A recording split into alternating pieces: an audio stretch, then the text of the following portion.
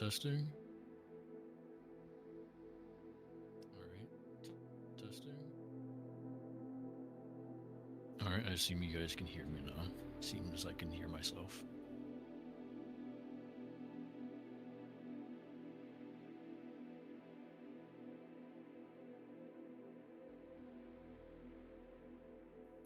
I will begin answering questions once we begin.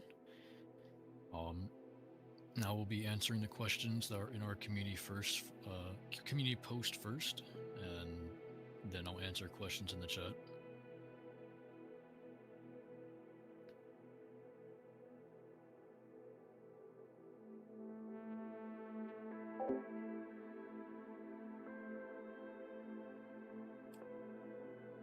But welcome, Sajman. Welcome, Dodo. Welcome, Paleo.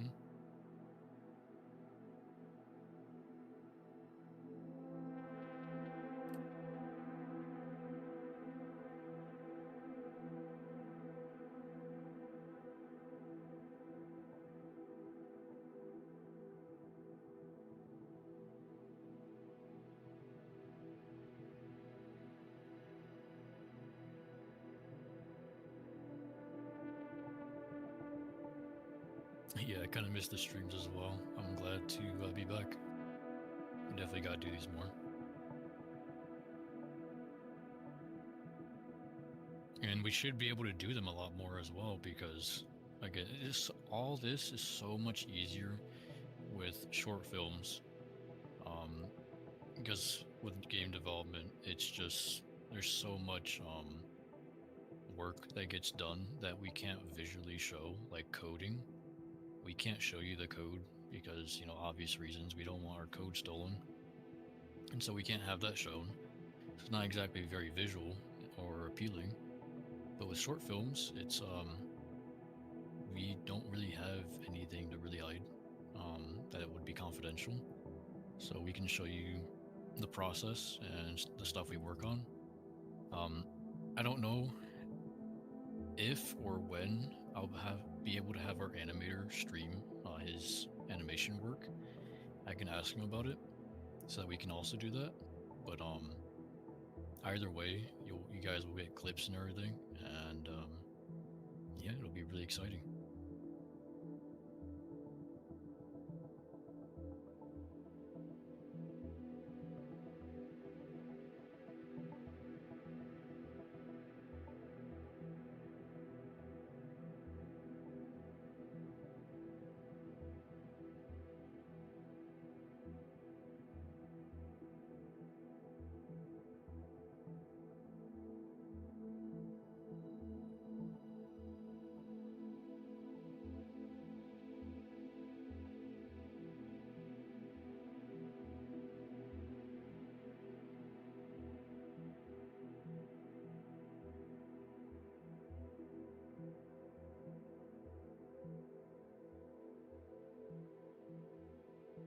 Although I do feel like if we did an animation live stream, you'd kind of get spoiled for the story. So that's also a little bit iffy. I'd have to see like what you guys think about that stuff.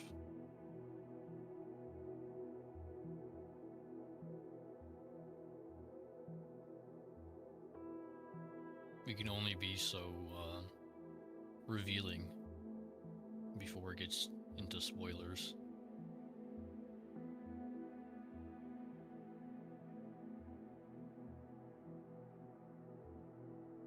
So there's a possibility that stuff would have to be reserved for like Patreon only donators or supporters.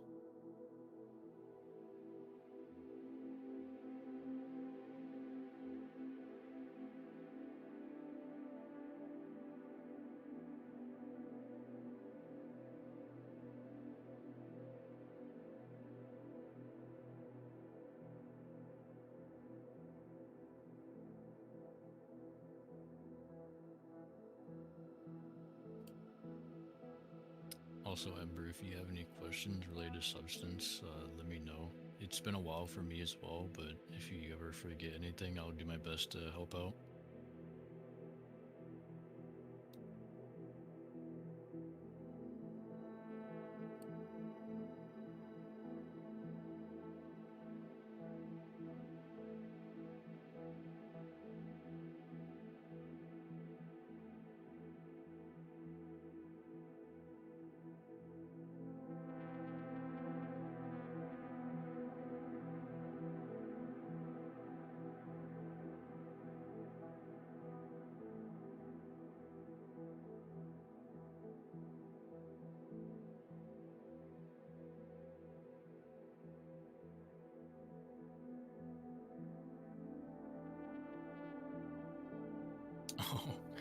Oh, I believe you just do a fill layer, and then you add a black mask.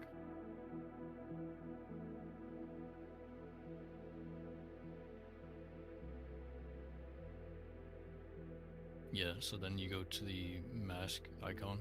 It's second to the last one to the left. So fill first.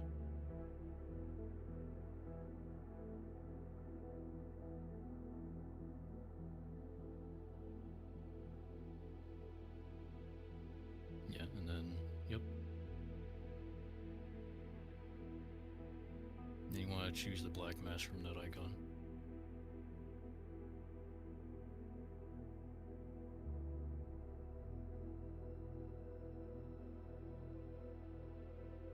There you go. And so again, the material on the left side of the layer name is where you change like the properties such as color and stuff. Yeah, no, I'm a little rusty as well. I had to dig into this earlier.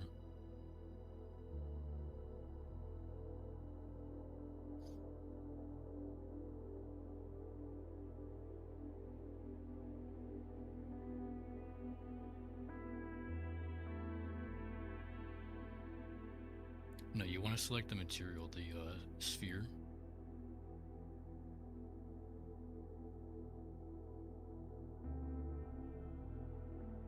There you go. So that'll be your color selection, and then you'll have like other stuff as well. But it depends on what you need. You'll have to like dig into this more after the stream.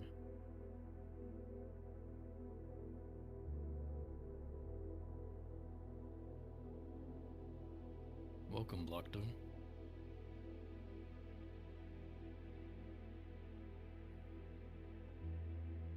Might refresh your memory for some things if you open one of the previous projects you've done for the skins too.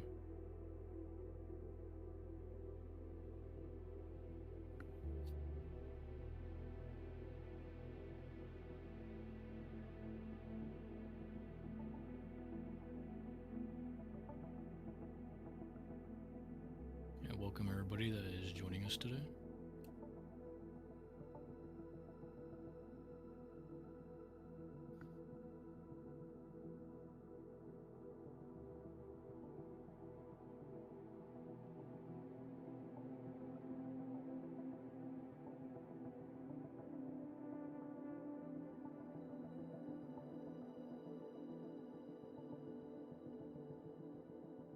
If you're looking to set a color for like the entire body, you'll have to use the fill.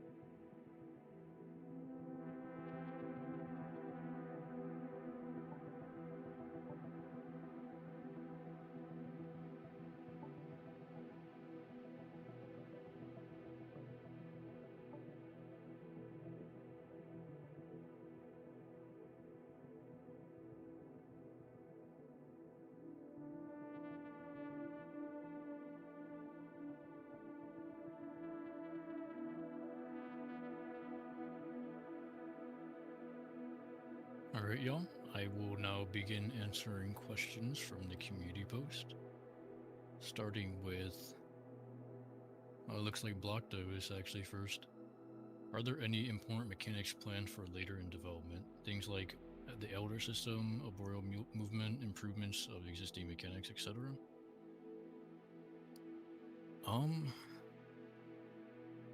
Well, I mean, as you know now, I imagine Blockdo development is paused right now, but yes, those kind of things would be added later in development.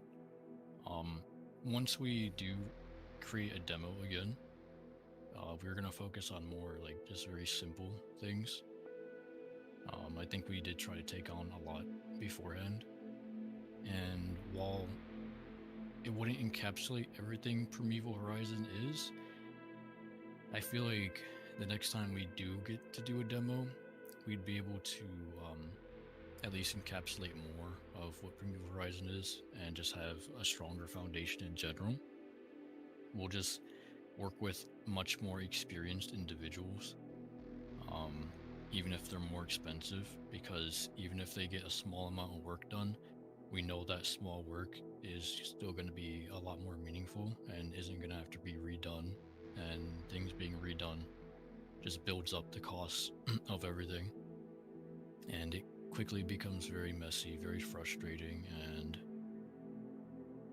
yeah, usually the things that cause development hell. And another question by Blockdo: why does each roster have so few playable creatures? And why were those specific playables chosen? Why are some popular playables missing? Things like giant crocodiles, giant sauropods, spinosaurs, etc. I wouldn't consider over 20 playables as few for a roster. That is a lot of characters, especially unique characters.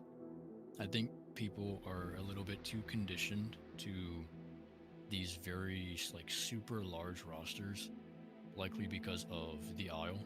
The Isle has like a roster of like what 70 playables planned, which yeah, they can afford to do that because they're self-funded and they have plenty of money to do that. Dondi has expressed that money isn't really a problem for him, and he has like everything that he wants there. But I'm not gonna say that's a good design decision, but we don't want to bloat our game.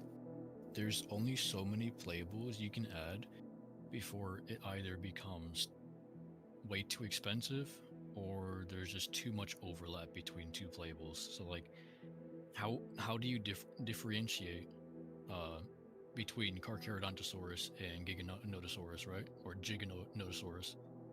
Those two things are like extremely similar, and so you're kind of there's just no point in adding both of them. And the fossil record is so incomplete that we just don't know that many dinosaurs, which is why we want to add some speculative evolution creatures into the game, and kind of base that on both the sci-fi setting and the possible creatures that would be missing from the fossil record. But we do have Smilasuchus is technically, like, in a way, a giant crocodile. I believe we have a giant crocodile in the Cenozoic roster. I don't pay attention to the other rosters very much, I'm gonna be honest. Mainly the Mesozoic roster, because that is the roster I worked on and is the first roster that's coming to the game. And when it comes to giant sauropods, we do have Shinosaurus, although it's not, super giant. But if you're looking for super giant sauropods, the whole point of sauropods were they grow so large that they can't be hunted. That is how they survived, and that's why they were so large.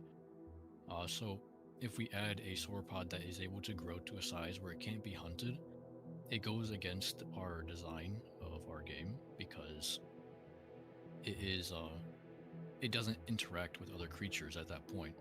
So you get to an adult, and then you kind of just like live this boring life where nobody can fight you. You're too big, and so like you kind of just move around the map slowly, and essentially obstruct other people's like gameplay experience. And so it's just not really something that's great to add. And if we nerf it, then it ends up being too weak for how large it is, and that's just kind of not great.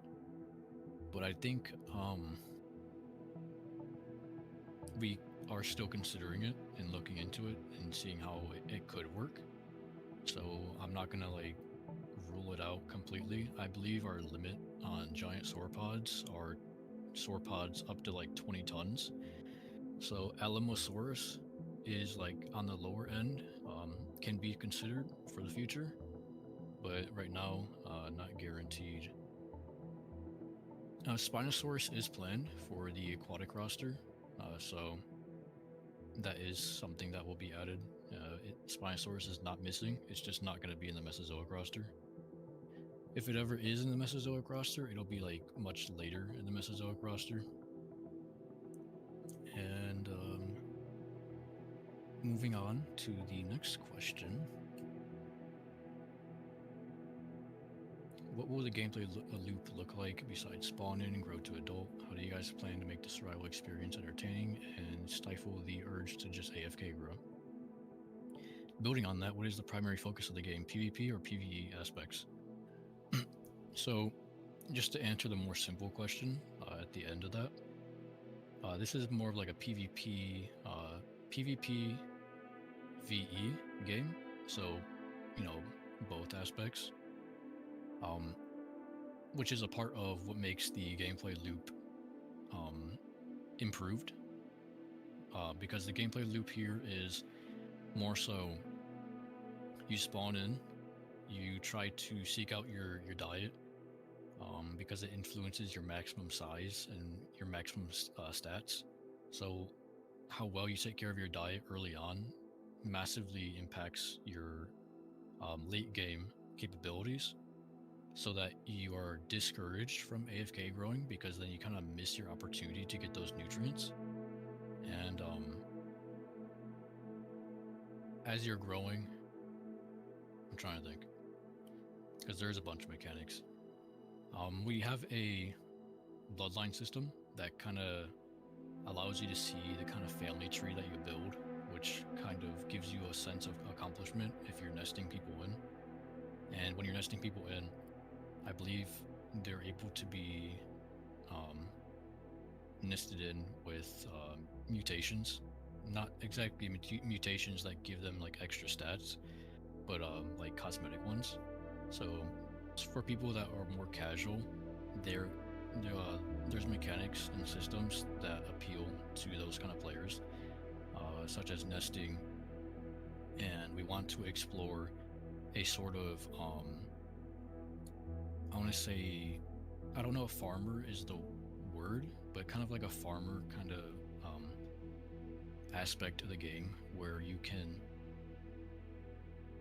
influence the environment in order to benefit it, rather than just fighting other players and stuff like that. So, for example, Anzu is able to like pollinate flowers, and doing so helps with the beehives in its area. And the more it does this, the more beehives that will spawn in that area. And beehives will increase the spawn rate of the edible foliage around it. So you're rewarded for interacting with the environment. And besides that, again, I'm speaking off the top of my head because I don't want to like go running through our huge game design document. But late game, for those more interested in combat, there are boss fights which you can earn in-game currency and cosmetics and perks from, which are help you kind of like spice up your gameplay in a way that isn't meta, because we want to strongly avoid any kind of meta gameplay. So there's no like flat out damage boosts or flat out speed boosts and stuff like that. These are things that are like kind of almost gimmicky, quality of life, and help you survive, essentially.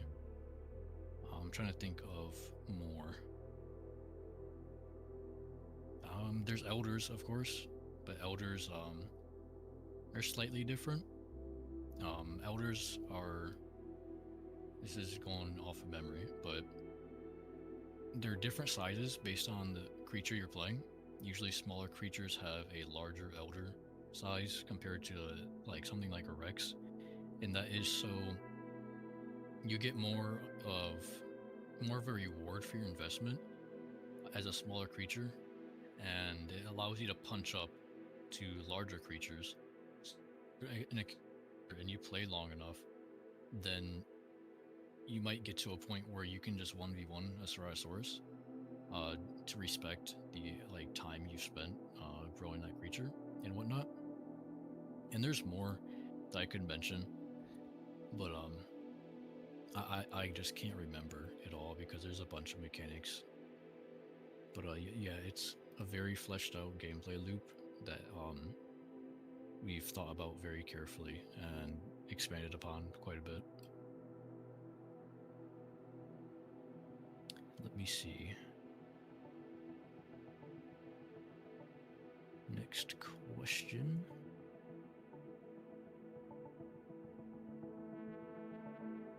I already answered this on the post, but I'll answer it here on stream. Will the nighttime be pitch black and we have night vision like the owl, or will we actually be able to see around? And respond with, you'll be able to actually see around. We want an aesthetic night everyone can enjoy. So I feel like a good example would probably be probably Red Dead.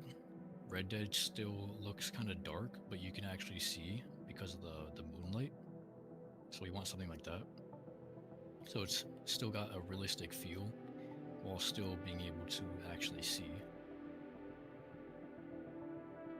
And our last question on the community post before we start answering questions on the live stream. In your short films, what stories would you prefer to tell? Are they closer to something like prehistory? Like a more traditional documentary style, or closer to Soria by Dead Sound, or would it depend on the character / theme / etc. the film is focusing on? Are you planning on covering events before the game started, like a story about how the now dead Titan passed away? Would anomalies be featured in the short films? And I have to give that a little bit of thought, but we are very inspired by Dinosauria and Primal, and we plan on exploring different events when budget allows with the anomalies in the world. And yeah, it would depend on the character theme and whatnot. We want to be able to explore different things, so that we can express our creativity and keep a variety and just see what works best and what we enjoy the most. And our primary focuses, though, if I open up our some documentation for our short films, we want this to be these to be wordless creature-first stories that use silence, vast anomalous worlds, and raw scale to mix dread with wonder. Because I heavily value scale in movies, especially anything related to monsters and dinosaurs and stuff like that. So we want you to actually feel like these creatures are very impactful and large and have weight behind them. But we also want to use body language to communicate things over dialogue, because obviously dinosaurs can't talk. Outside of whenever we add proximity chat to our game, but that'll be in the future. And we want to have some stylization, but still keep it within the realm of semi-realism and not go any more unrealistic than semi-realism. To further clarify on that. Hi, by the way. Hello. I wasn't here earlier because my mic absolutely killed itself, which is not great. But to clarify, the stylization points, we're mostly going with things related to real animals. So, for example, using iguana scales. Hello, everyone in chat. Yeah. We definitely want to make sure our creatures are as logically sensible like as possible. They actually feel like they're creatures that can exist. And I was mainly kind of referring to the art style rather than like how our characters are built when it came to semi-realism. But other inspirations we have are the dinosaurs, the documentary. I quite enjoyed that documentary for its storytelling and aesthetic. I know the dinosaur designs weren't the most like paleo accurate and whatnot, but I did enjoy it outside of that. And another one is Scavenger's Reign, which is I don't know if it's underrated. I'm gonna say it's underrated, and I feel like anybody interested in speculative evolution should 100% go watch Scavenger's Reign. It is really interesting and great, like for speculative evolution. Um, and that's kind of about it to answer that question. Outside of maybe, are you planning on covering events before the game started? We do have a question. Someone's asking, what is our stance on generative AI? Oh, let me answer this. Answer that after this, because I'm still finishing up this last question on our community post. Yep, no worries. But yeah, we would like to cover events before the game started. So before like the events of the game that started. So this is like before um, the world of Primeval Horizon came to be. We definitely want to explore that and have some like backstory there. But our stance on generative AI, where is this question? Let me see. It was in the Discord server. Someone put it in one of the Discord servers.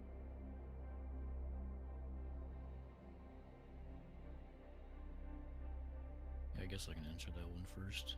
Let me just catch up there.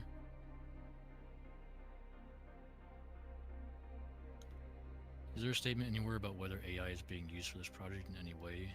In the About channel, the explanation feels kind of written by AI. We don't really, we don't support generative AI outside of like text. Text is kind of like the only thing we'll use to assist with like improving Specifically grammar translation, I will say. Yeah, translation as well. We don't use AI for any creative processes such as like story writing or artwork and stuff like that. We only use it for improving text. That is the only thing we use it for. Even then, I would argue not really, because generative AI is politically, it's very unstable, and also environmentally, it's just not there.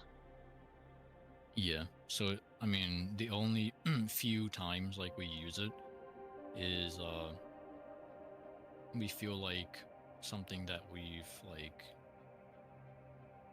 written doesn't feel like that strong, at least for me.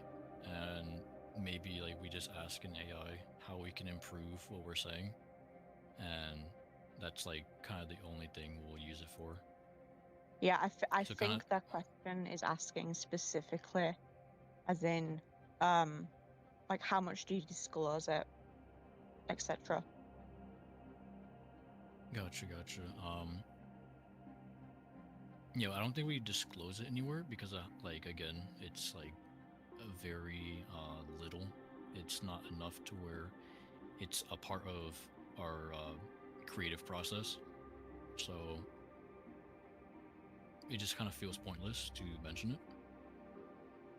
But I think it would. Besides, I also think it's something that you don't need to use personally. Yeah. It's just kind of to save time with writing certain posts. The posts are written by a real person first, of course. This is only sometimes. Like sometimes AI will be used to improve the writing of a post before it is, posted. But yeah, like I'll write something and maybe I feel like it just isn't professional enough and stuff like that. And so I'll run it through an AI, ask it like what can I improve about this, and then I'll look at the result. I'll see if I agree with the result, and then I'll make those improvements. But we Yeah, don't do because I this with believe any creative process. if I read the question.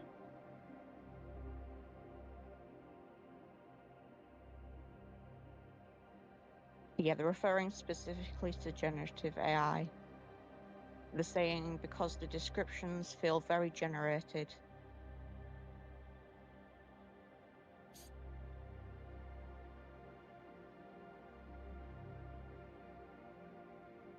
Let me see if there's any other questions inside of the Discord server.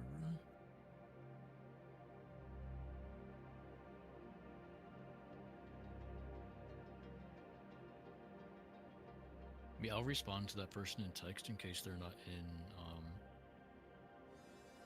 in the stream right now. So allow me 1 minute.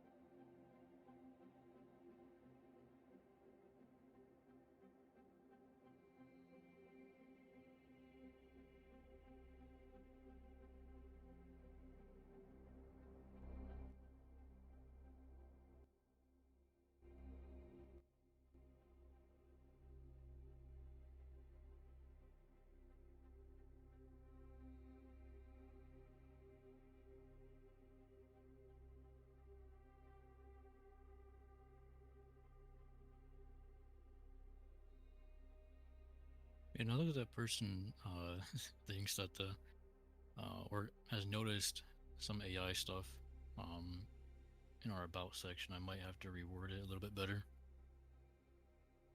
I would personally replace anything that is used, like that has used AI. Simply because I'm not great with words. I'd prefer to that's just fine. use something that is worded I'm better. QA. I'm quality assessment. I can read it. Gotcha. If you want to redo the about section, go ahead.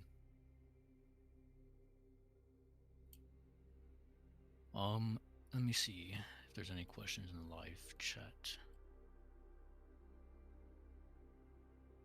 Yeah, I appreciate the help. I don't like to just bother people and like ask for them to go ahead and write stuff for me if that's not what I'm paying them for.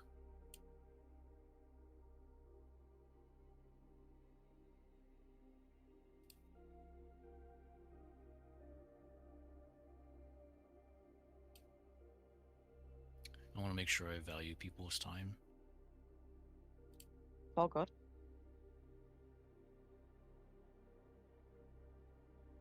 All right. If you have any questions, guys, leave them in the live stream chat, and I'll get to them when I'm able.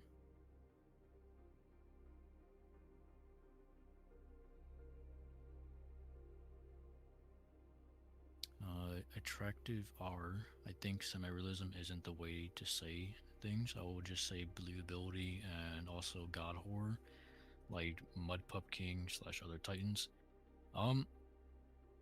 Yeah, I mean, the world we're making is more like a science fantasy, to be precise.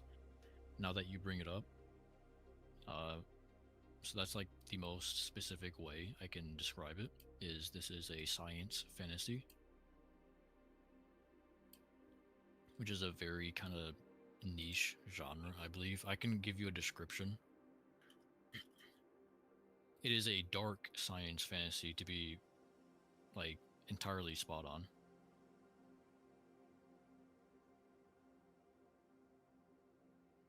But yeah, let me see.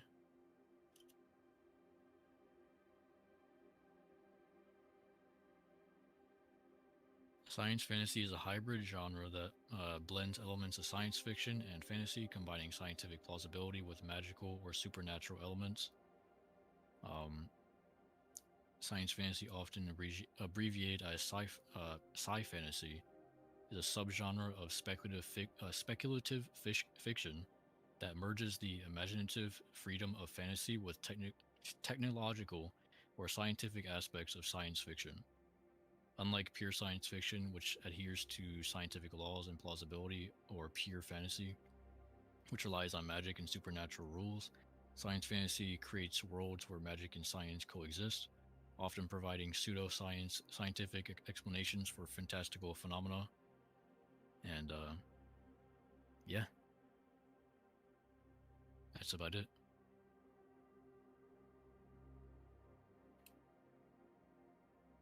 Because you kind of have to have like a little bit of fantasy there when you're having like such a grand concept of like these massive creatures that scientifically can't really exist.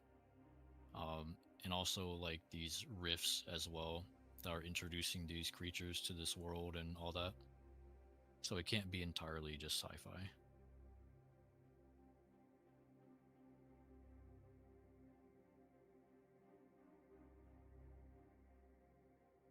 What inspired us to create a masterpiece? Are you talking about our game or the short films? Because they have kind of like two different inspirations, depending on which you're talking about.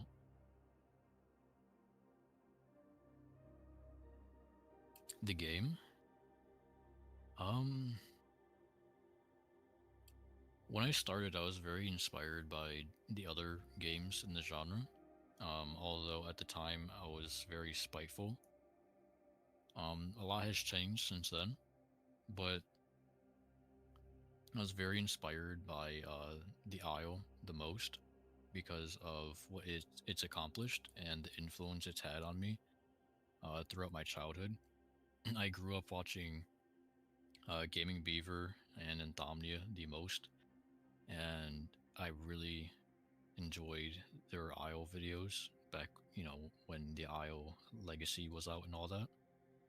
And I just loved dinosaurs. And so seeing a dinosaur game like the Isle, I was obsessed, pretty much. I remember the main reason I got my first PC was just so I could download the Isle and play the Isle, because that was the only game I wanted to play once I got a PC. And I remember playing Evrima back in like update 2, like 16 hours a day. It was very unhealthy, but I really, really enjoyed it. And yeah, I think the Isle had a strong like influence on me, and I respect it for everything it's accomplished and everything it's kind of like done for me as an inspiration. Um, and then you have stuff like outside of games. I'm inspired by Godzilla 2014 by Gareth Edwards. I really enjoyed the scale in that movie and the believability of the monsters um, that they, created. Like their designs, the sound design, the way they moved, the like visual fidelity, the texturing, it was all like really, really well done. And the same thing with Kong Skull Island, also super well made movie.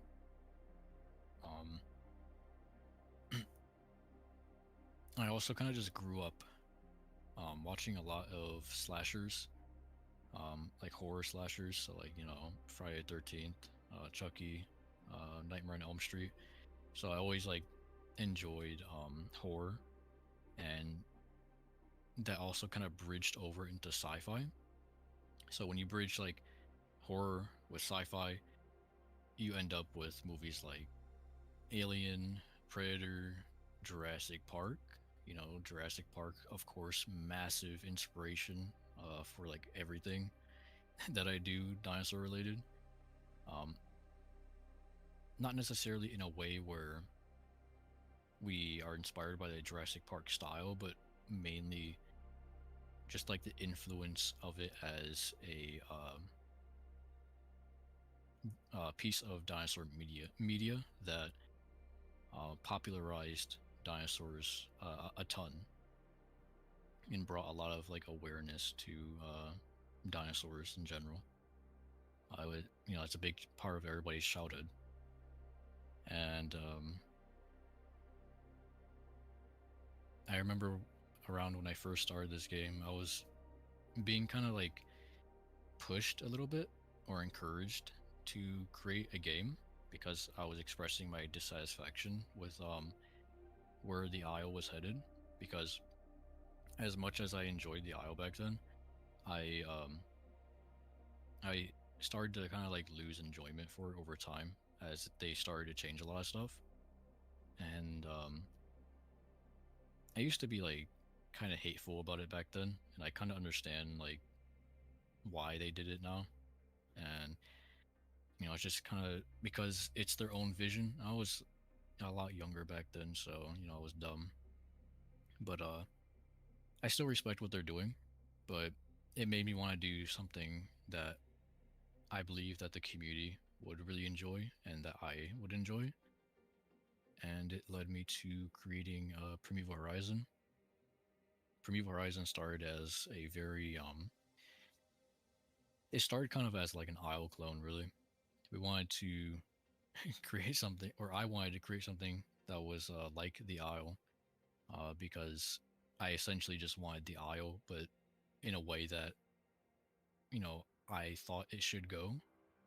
And over time, that vision changed into something completely different, like what we're doing right now. And I'm really happy that we're able to provide something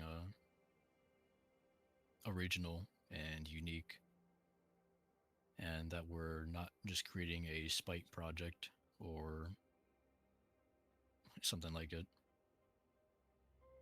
But yeah, I think that's probably the best way I can give you an answer. You say rifts that migrate creatures together from different realms, like the upcoming movie, The End of Oak Street. What I've gained from The End of Oak Street, which I am looking forward to watching, is it seems like a portion of like their neighborhood was teleported into like prehistoric times, is what I'm kind of gathering. I imagine there's like probably a book on this and probably explains it like perfectly, but I haven't read the book. Um, but it's a little bit different, similar concept, sort of. Oh yeah, the skydive scene from Godzilla 2014. Yeah, it's amazing. By the way, sorry, we're having technical difficulties in the back end. What's going on? The model is not working correctly. Oh, is that what's going on with the legs and everything? Yep. All right, let me look into this. Could Sorry, be everyone. something to do. Could be something to do with how it was imported. Probably use the wrong settings. Ember, could you save this for now and go to like file and then new.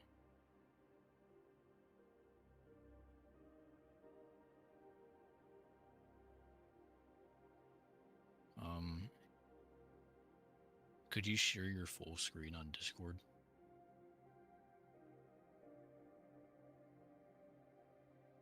Because I'm not able to see the windows that are popping up.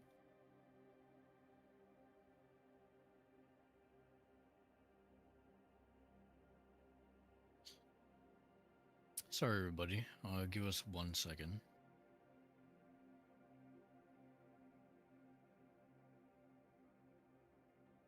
And let me also confirm on my end that it is the import settings and not the model.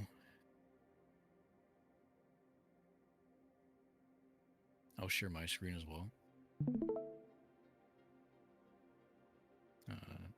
Just pop into my stream real quick, Ember. Go to new, select, Pachy. So for me, I use the use the UV tile workflow, and again, it says right here cannot be changed later. So you will have to carry over the painting probably, or redo it. But luckily, it's in the early stage. And I press OK, and let me just paint on the body to confirm that there's no like artifacting.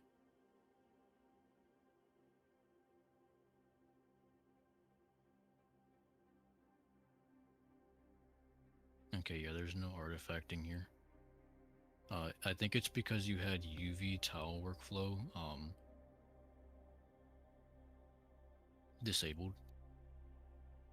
So let me see. I'm gonna create more of these, and then I'm gonna choose a different color just to really make sure. And let me check, pick a different paintbrush. Okay, yeah, there's no... It's a UV issue. It's because of the UV setting that wasn't enabled. Sorry about that. It's just a factor of being rusty. It happens.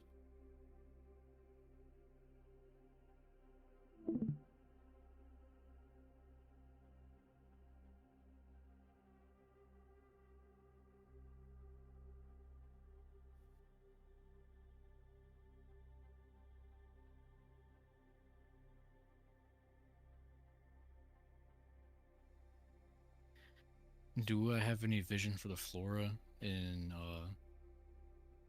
your Pandora of a world? Sorry if I keep... Blokes will be creative and exploring diversity in flora. Yeah, yeah, we'll be exploring different kind of flora and stuff. There's actually flora designs you can redeem as a reward for backers.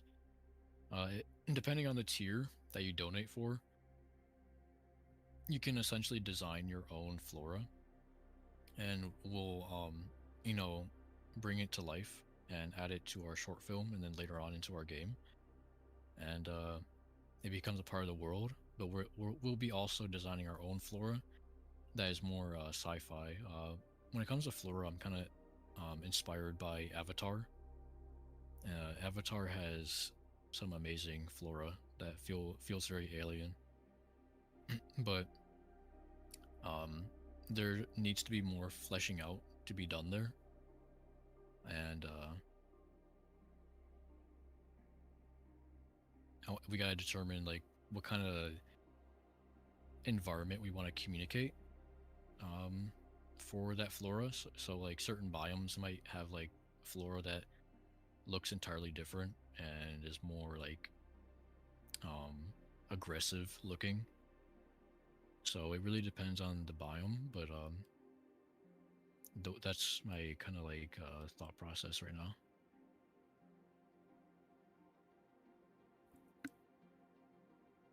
We want to use some prehistoric flora as well, but it likely won't be across like the whole map.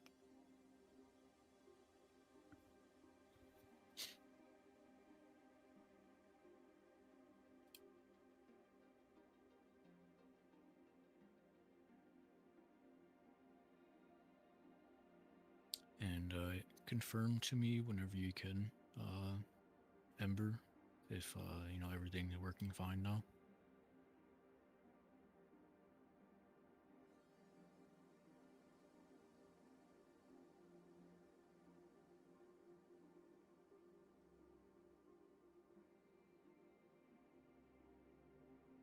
When you say no view to look at a specific mask,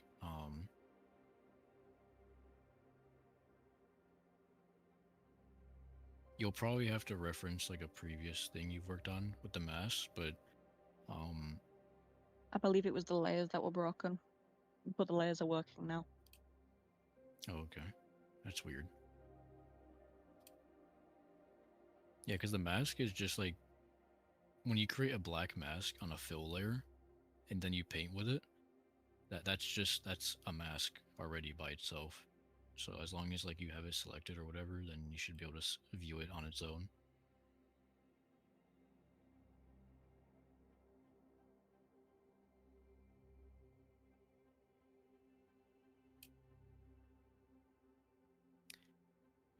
If anybody else has any questions, oh, I'm looking at top chat right now. I might be missing some. But if any of you have any questions, feel free to keep on asking. Oh, here we go. Sorry, Sajman. Regarding the short films, do you have any have a runtime you're aiming for?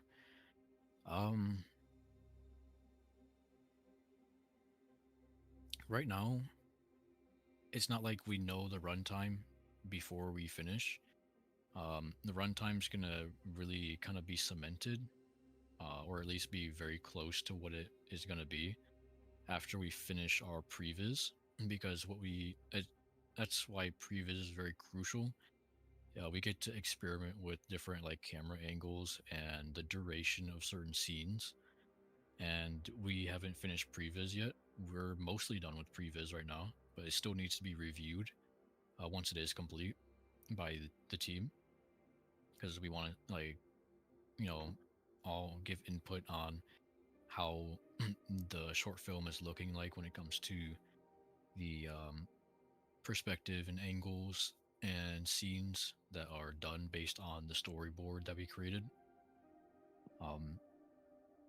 But after that's done, we'll have like a solid idea of runtime. But the runtime's probably going to be like maybe like 2 to 3 minutes.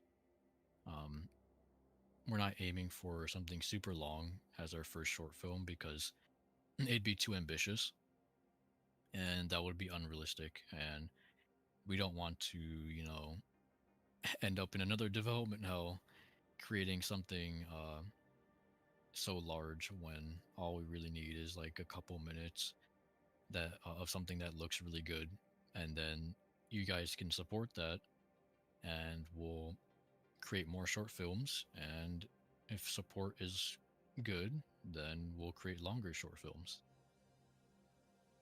which means, you know, you get short films probably in like the 5 to 10 minute range.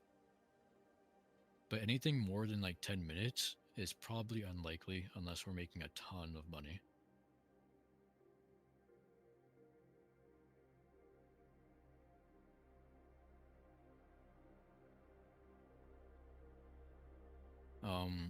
You can hear me even with the music, right? I assume you guys can hear me just fine, even with the music.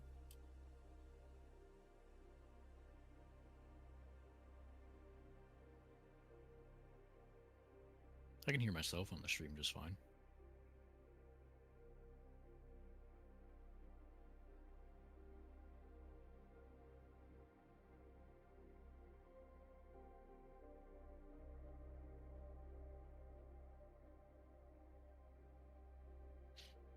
If there's any questions that I have missed, I assume I've seen them all, but if I missed any, please repeat them.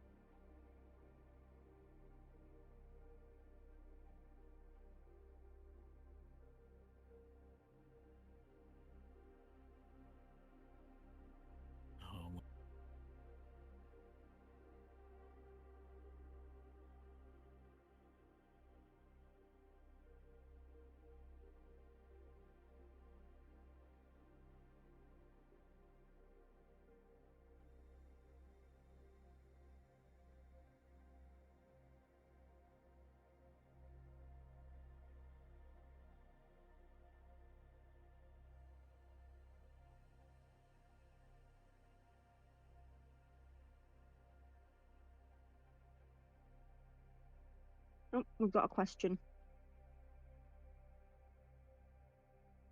All right, let me get to Arachnid. your question in just a minute. I need to replace like the text on It's the all good. about It's something section. I can answer. Oh yeah, go ahead. Arachnid asks, I saw you had quite the school bus of diversity of feathered raptor designs. Are they subspecies with slightly different gimmicks, or are they just kill them in dress aesthetics? So Arachnid, what those are is different morphs. Morphs are they come in two types. There's full body morphs, and then there's cosmetics. Cosmetics are free and can be found through different, for example, achievements like killing a specific boss.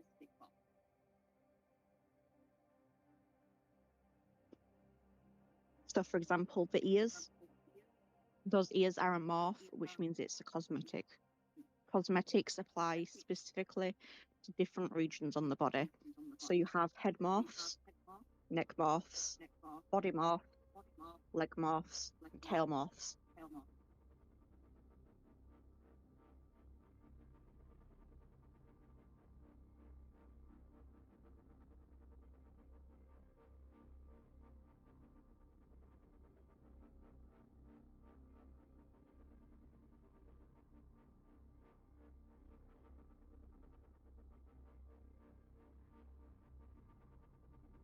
Gwen asks, I've been thinking about your concept of Spicomelus, and I'm curious how you guys will balance an ankylosaur, an already heavily armored animal, with the big toxic spikes. Thank you for asking that. Spicomelus specifically has low health but high armor. High armor is located specifically to regions. So Spicomelus specifically has high neck armor and high body armor. So if you play as an animal that has high off grid, if you play as an animal that has high fracture, you can break through the armor. Additionally, the toxins will also be visible, so when it is on or off.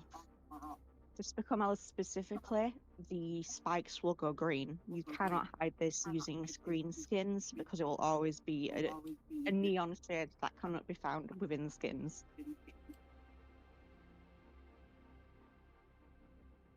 Sajman asks, is there a limit to what dinosaurs you include in the short films? For example, later dinosaurs in the roadmap. Currently, for now, we have around 4 episodes planned. So for those, it will focus primarily on Pachycephalosaurus, Achillobator, and Stratosaurus, as those are the 3 primary ones. However, if short films do well and the money is good, we will continue on, and we will go in roadmap order. Also, welcome off grid gaming. That's pretty cool that you built a life-size Pachycephalosaurus. I'm glad you came across this. I would love to see the life-size Pachycephalosaurus on your YouTube sometime.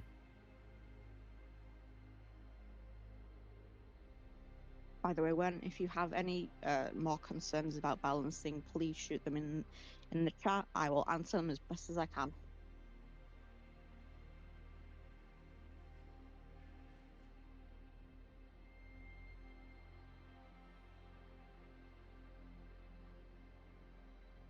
Did you already answer Sedgman's question?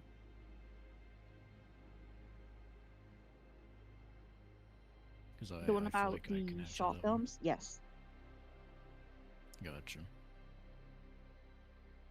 Alright, just to add on to it then,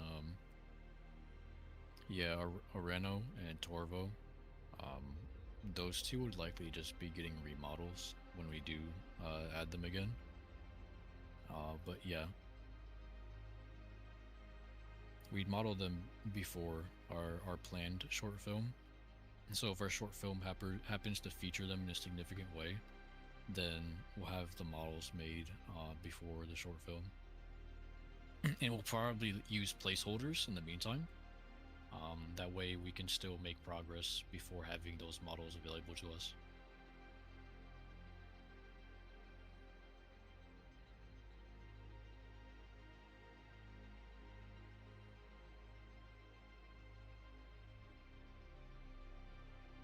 Oh, off-grid, game development is paused for now. If you want to check out our latest video, it explains everything. But there are other games in which you can take in-game screenshots of their own version of Pachycephalosaurus if you're looking for that.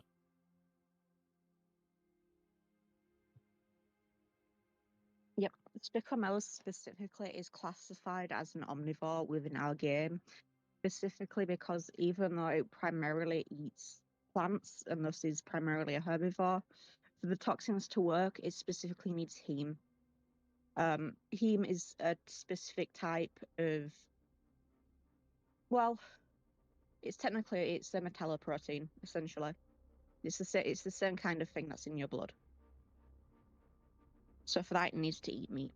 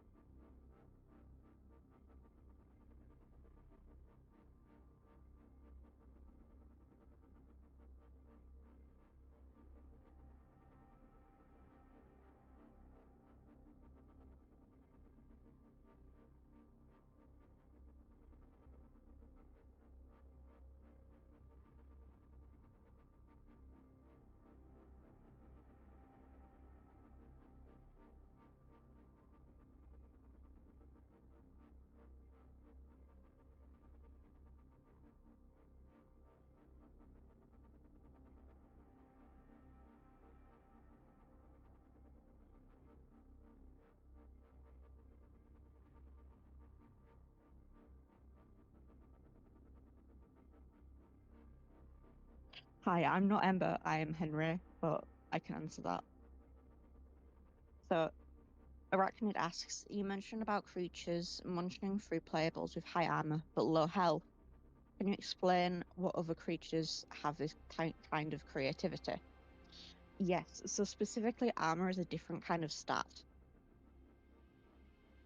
We have a lot of different stats in this. So, for example, you have base health, then you have armor, and then you have blood. All of these three things are specifically targeted by three different types of attacks.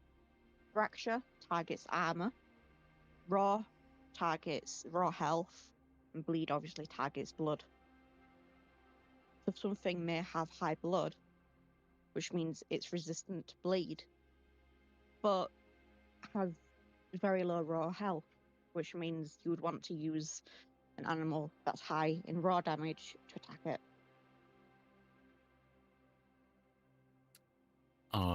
Question, Henry. When it comes to the about or game info section, are we just removing that and just moving the description over to about Primeval Horizon? I would say so, yes. All right. I think we can condense those because they would both be shortened. We can just have subtitles.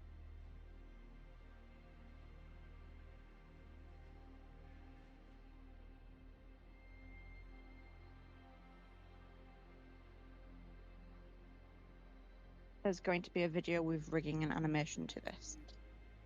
We plan to have short films, yes. What are some ways that you will differentiate the characters of Suchomimus and Dinocaris, two large piscivores with prominent claws? So it's something you will find, mainly due to me being on the team. I am a toxicologist. I do stuff with toxins. We have a high variety of different toxins. Dinocaris specifically has camphoridin. Camphoridin causes blisters. Hold on, just having a drink.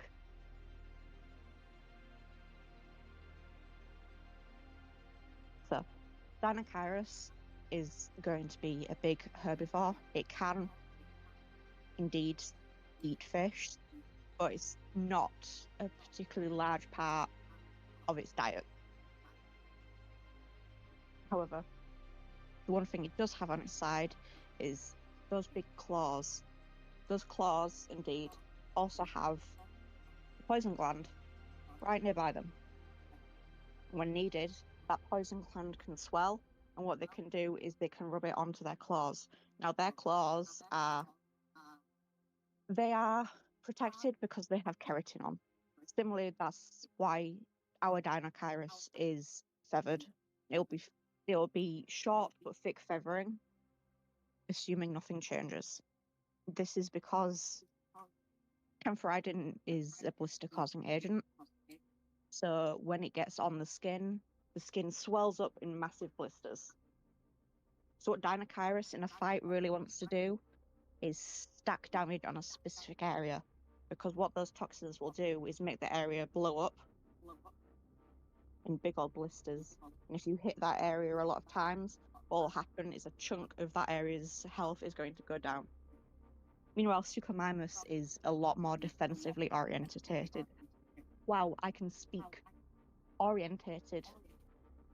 Suchomimus has very high attack, but it's also got very high arm armor. So what Suchomimus specifically wants to do is Suchomimus specifically wants to grapple. It wants to stop enemies using their abilities. It also has a water spray ability, which means it can also nullify some other playable's abilities. So if you had to put Suchomimus and Dinocyrus in a specific playstyle, Suchomimus would be a debuffer of sorts due to being able to nullify, and Dinocyrus would be a health nuke.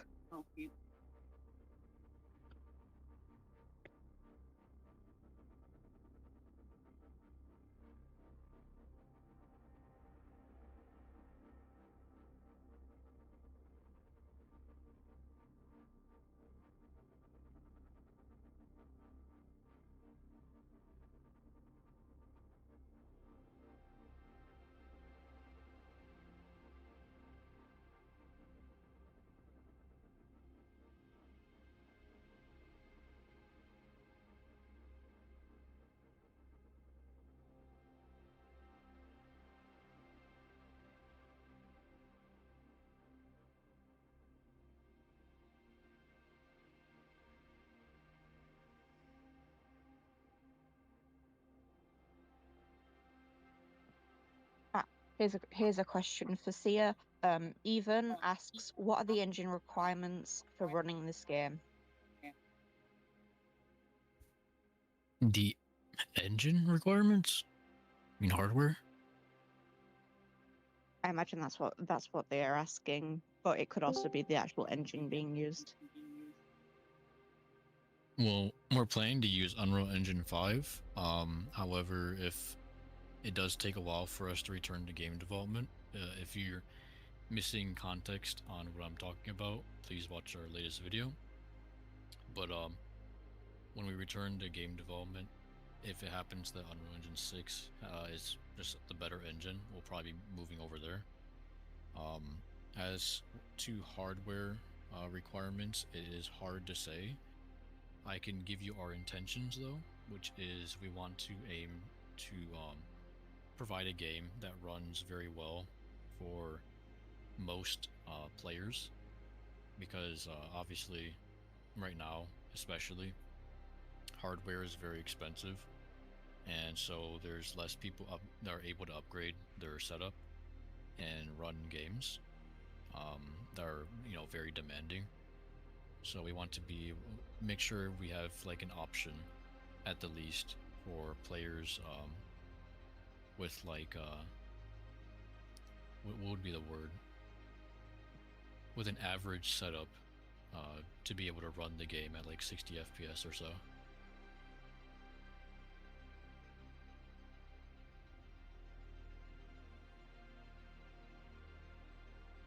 So the goal is like 60 FPS on high settings for average hardware. And if you have below average hardware is when you'll have to start lowering your game settings in order to reach that 60 FPS.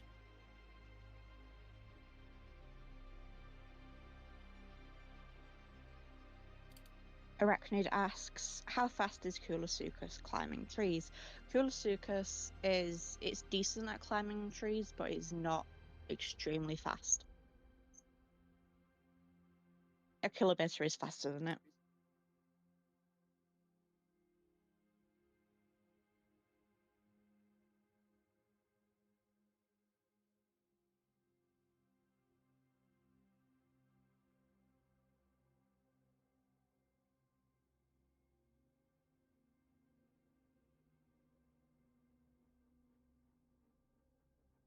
Sorry if I'm a little bit quiet, guys. I'm updating our about section in our Discord server.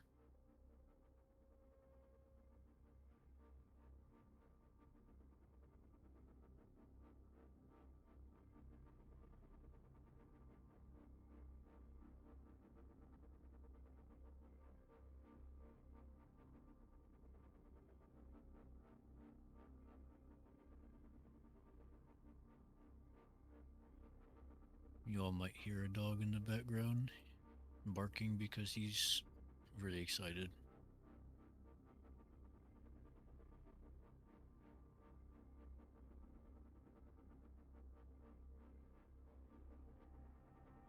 He's always loud when somebody gets home.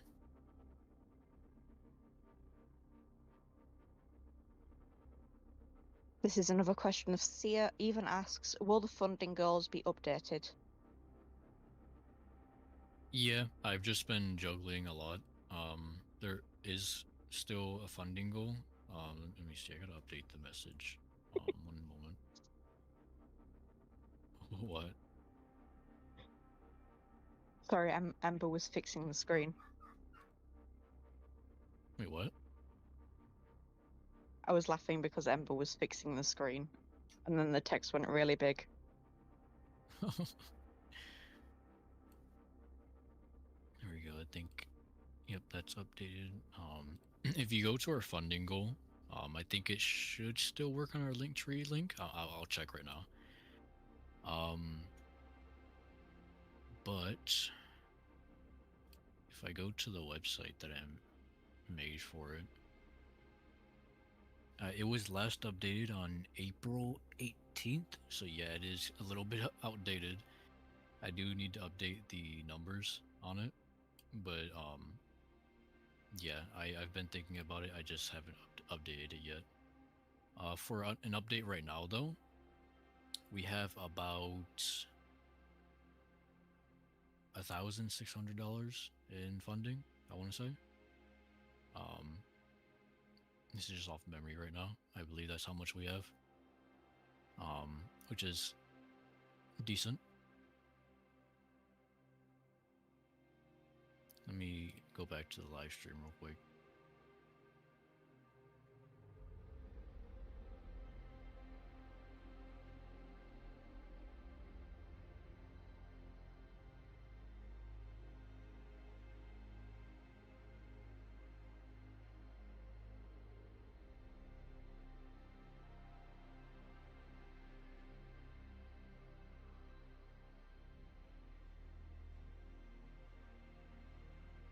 I'm probably going to delete all of the completed tasks and everything because when we get back to game development, we're just going to redo everything from the very start because we want to make sure we do it right. Not redo like everything, but may as well be everything.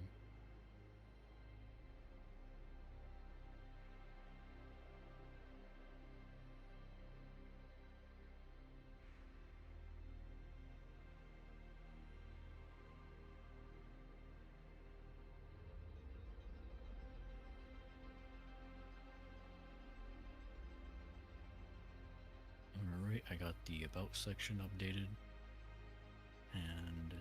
some of the funding section. I haven't updated the funding progress yet. I'll do that later again. I've been juggling a lot lately. But let me catch up on the chat.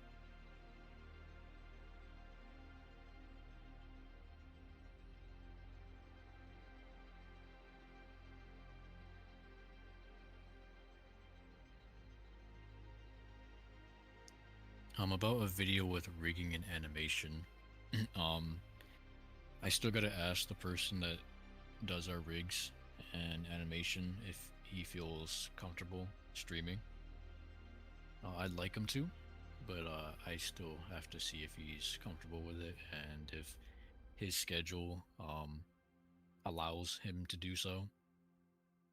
We also want to make sure that when we stream, we aren't going to stream something that is spoiling the story, because then it kind of ruins the surprise, and you know, it kind of ruins the whole point of watching it to find out what happens in it.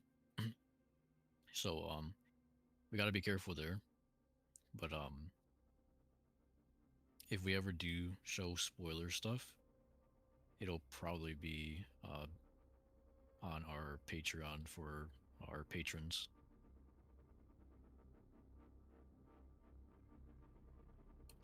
Oh, it's Evan that asked that the engine requirements question. Welcome, Evan.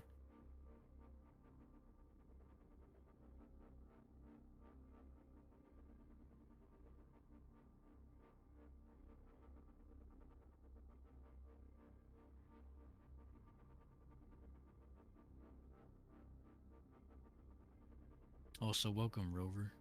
Good to see you here. Reminds me, I still gotta play more of I Have No Mouth and I Must Scream.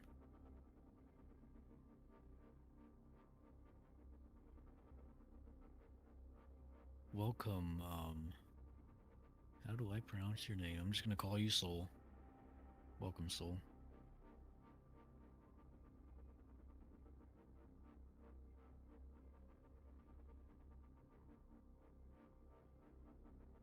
Oh, I gotta take this opportunity to answer some of the questions I see popping up, if I'm through right. For that one for Soul's gonna have to be you once here just because it's about your role. What? Oh, Soul Storch was saying they're out of the loop and they don't want to sound mean, but they were wondering what the game director's role is. Like, do you direct or do you actually code or edit anything? Oh, let me get to that in a second.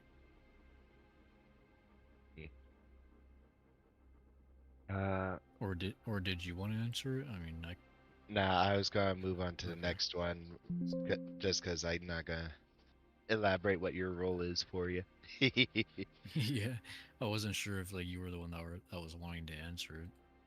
But yeah, Uh, I'll for when 9157, uh, so the big difference between Suchomimus and Dinocheirus is Suchomimus has very high damage because it's got very long sharp claws, but it doesn't particularly do bleed damage. That's more the realm of Mapusaurus. Dinocheirus' damage is low for its size, but it will be featuring a toxic defense mechanism. I think Henry answered that one already. Oh, he asked about the water spray earlier. That's what the other question was. So he just posted another one. So who's asking about the director role? oh well. Um, Oh wait, I that see it now. is SMRAD. Thank you. Yeah, director role is like essentially just directing. I mean, it's a lot of like management and making sure the project is like on track, making sure things are aligned to the vision and what people want. It's not so much of I do everything, because that'd be a little unrealistic. I'd love to, if I had like the time to realistically do that. But no, as a director as well, I bring the team together, and so that we can cover each other's weaknesses, I would say, because everybody has their own specialization. Like Henry is a toxicologist and whatnot, and obviously I don't know shit about toxins. Sorry about language, but that's why they're valuable here. And you know outside of that, it's really,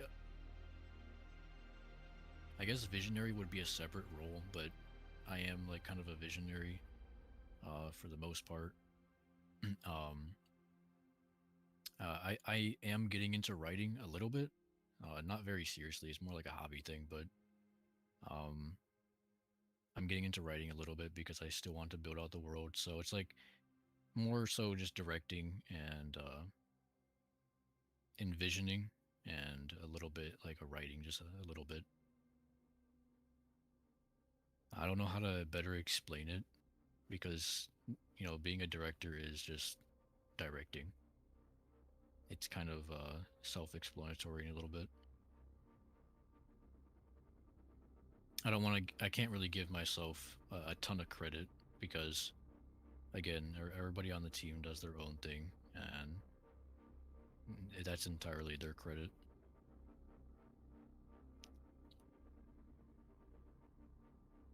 So, to answer your question, Attractive R, uh, there is more content planned than just the Mesozoic, but for the Mesozoic itself, we're kind of heavily limited in what flyers we can actually implement, just because of how large most of the members are. Kind of hard to make something smaller than Achillo or Cryodraken viable. So, Especially with the fossil record. yeah. So Sinornis is an interesting animal. It might make a decent AI, but it's too small to be playable, if that makes sense. It's simply because if even with all of its flight and agility, it would kind of just combust on contact with Kilo or Cryodraken, and something of that scale would require its own roster in order to have the proper playable interactions we shoot for. Basically, our game design kind of goes against the desire of a playable that is essentially a spectator mode that still has to survive. Because Yeah. at like if you want to play as something that kind of just can't defend itself and is like tiny or whatever it may be, just play something that is like as small as possible, like as close as possible to what you want, and just like be a baby. And if you get too big, just like perish and Yeah. respawn. Because I'll say this from just kind of the Q perspective. The problem is the servers have a finite number of playable slots, and we kind of need to make the most of the playable interactivity of each slot. Yeah, I've said gamers kind of said what I'm saying, but yeah, if it's too small to fight or interact, then it's just kind of not really counting as a player filling up one of those slots.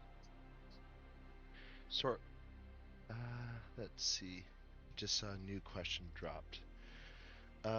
So to answer your question, Kid Ghost Co, and also there's some encouragement for you here in the earlier comment you should read.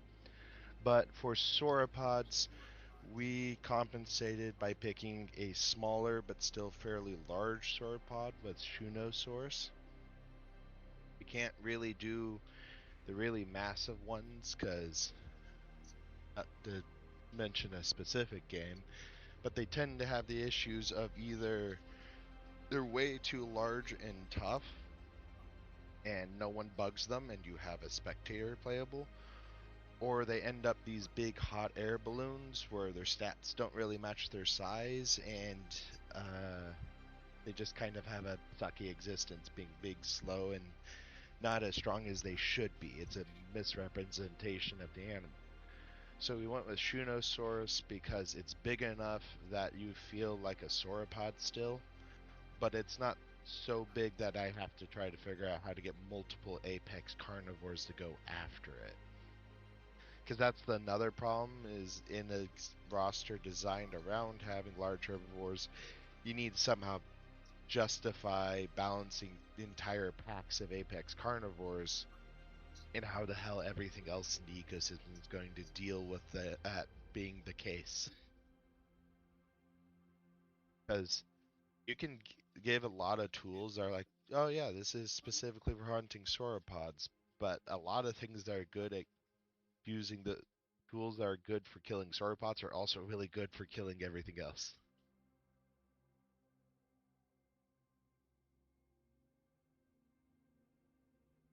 So let's see, reading that. So the way we handled Shunosaurus on your connectivity note is Shunosaurus is kind of a gardener. It has a symbiotic relationship with the species of cycad, and it'll slowly terraform the area it's in into more of an open forest. And they prefer to feed mainly on high foliage, so they compete less with other herbivores with food. So you tend to have Shunos living in these kind of fruiting cycad forests that they cultivate that attracts some animals, but also some animals don't like open forests, so they might push through the trees.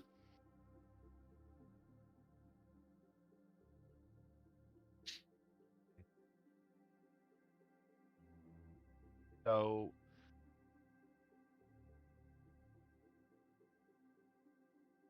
yeah, yeah. So AI sauropods are their own deal, but that's just because they don't really care if it's a bit of a spectator if it's an AI handling it, because it's not taking one of those valuable player count slots. So kind of sauropods are a unique thing because they're heavily demanded. It's like Ankylosaurs, but we don't really have one. We have, well, we pseudo do because Spico is technically a basal Ankylosaur. That's power rated nerd rant there, but um, let's see. The next question is on Rex. So Rex's infrasound ability was actually kind of a movie reference, because what Rex's infrasound will do is if there's a bunch of creatures in close proximity to them, you will actually deafen them. So Rex is this big stealth ambush predator. A lot of the times, if he's worried about getting pinged or someone calling him out, you will get this big AoE roar, which gives you a decent sound hint before you go deaf. It's also a self-defense mechanism, because when there's a bunch of people in voice around the Rex trying to coordinate, Rex suddenly deafens all of you, and it messes up your coordination. And I know someone will use Discord or something to try to counter it, but it's still a nice base game ability for Rex to have in both offensive and defensive situations. And especially since Rex's group count as adults is 1, so you don't really have a buddy to rely on as a fully grown Rex. But you also get really massive as a fully grown Rex, so one Rex can evenly fight 2 Mapus when they're all healthy and full grown.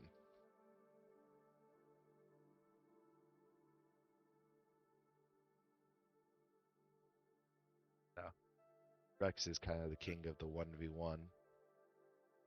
Pseudo, because Edmonto is also an absolute monster. I'm going to side rant. Let's see, what about Tetratornus? Let me double check before. Tetratornus. So for the Cenozoic roster, which is something in the far future, we have Host's Eagle. We don't have a giant vulture like Argentatus or Tetratornus because the tools that vultures use to survive and confront other creatures don't really work in a game context. And I say that because in the wild, they can intimidate, they can bluff, they can be like, yeah, I'm a big tough bird. But when you put them against a player's going to go, he's a bag of fragile bones and just steamroll you over. And we kind of have to take into account the fact that players are playing the animal or their tactics. So we've gone with Haas Eagle instead for the Cenozoic. The Cenozoic is a good ways off. That's like roster 2 or 3. Let's see, for when, what special abilities does Edmonto have? So Edmonto has a couple of things. We kind of nicknamed it the Walking Disaster because Edmonto can actually build up fat, which can give you much higher weight and HP. It doesn't buff your damage, to be clear, but a really well-fed Edmonto can be a lot tankier than a non-overfed Edmonto. Edmonto also has a couple of effects, such as the fact that it is a very destructive feeder. It pushes over trees, it tears up roots. Plants that Edmonto eats take longer to respawn, which means Edmonto can steadily clear open areas, which first puts in a lot of conflict with other herbivores, but also Edmonto is more built to fight in the open, so it's inherently making advantageous terrain. But on the other half, no other herbivores are going to like to be near you. So you have just as many problems of getting attacked by other herbivores than you do of getting attacked by a Rex. A Pachyrhino herd is not going to be chill with you turning their territory into dry wasteland. But Edmonto's also got nasty stomp. It's got body slams. It will use its weight to beat the heck out of you. Is currently adult fully grown Edmonto is the heaviest playable in the Mesozoic.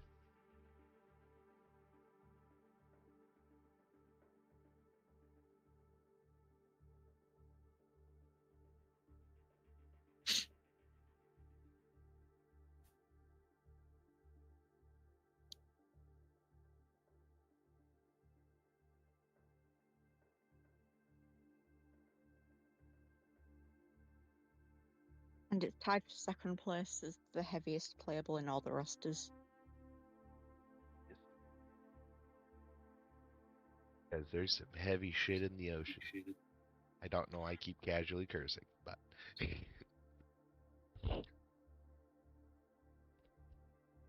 Yeah, watch your mouth.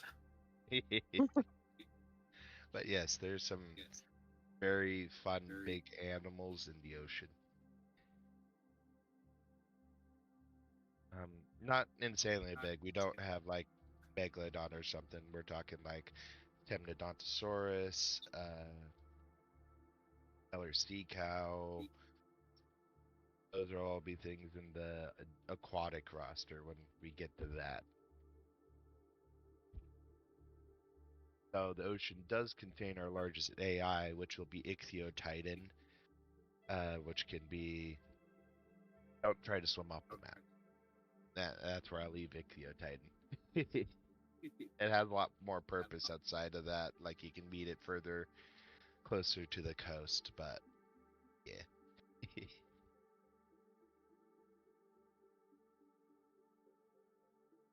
You'll find it in both a calf, sow, and bull life stage.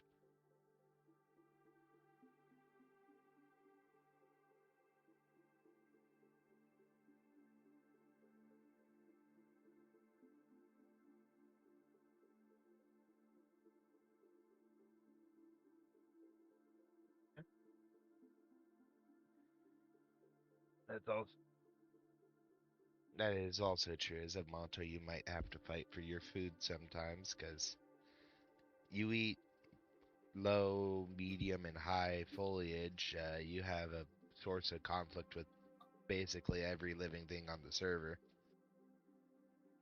which in part was our way of deterring mega herds where you have an apex babysitting a bunch of creatures it's not supposed to be. It kind of becomes awkward when the apex eats you out of house and home and you die of starvation instead of predation.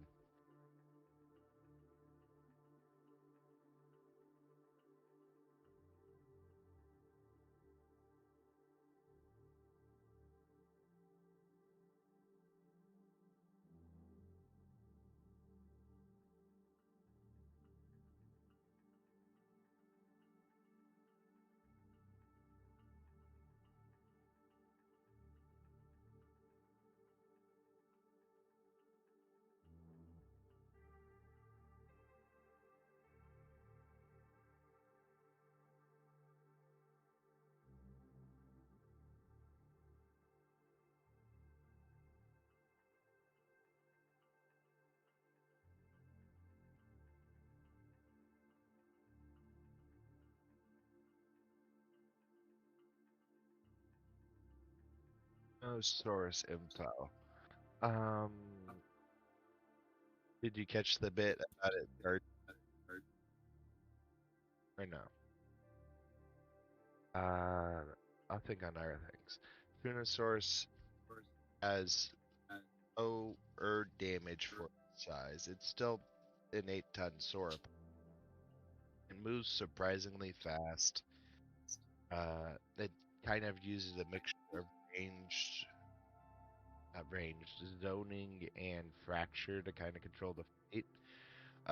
As Shuno, your kicks are nasty, but versus a Rex or Mapu, you really want to keep your neck out. Your main predators are going to be Mapu and Torvo, especially because those two are actually decently fast, and Torvo's pretty good at getting at your neck, as Shunosaurus and Descent have really nasty damage modifiers on your neck, so you really want to keep things in your neck,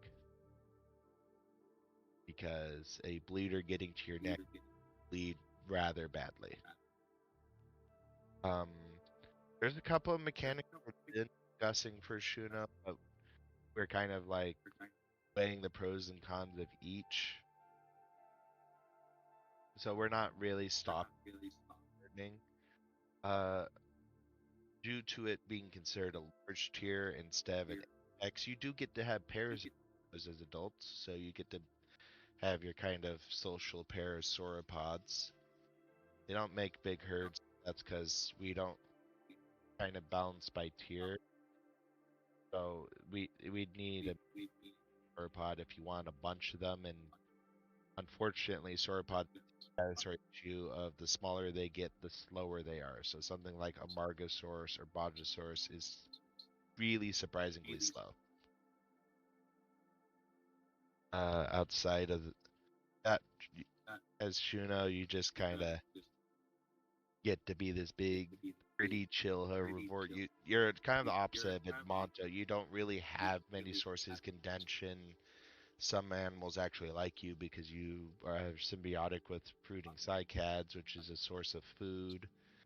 And open forest, if you're a bigger creature, it's got the pros of you can see things coming from far, but it's also got the cons that there's nowhere to really hide, which is a pro when you're something like Shuno and you're trying to hide from an ambush predator like Mapu, because you'll see the Mapus long before they get too close.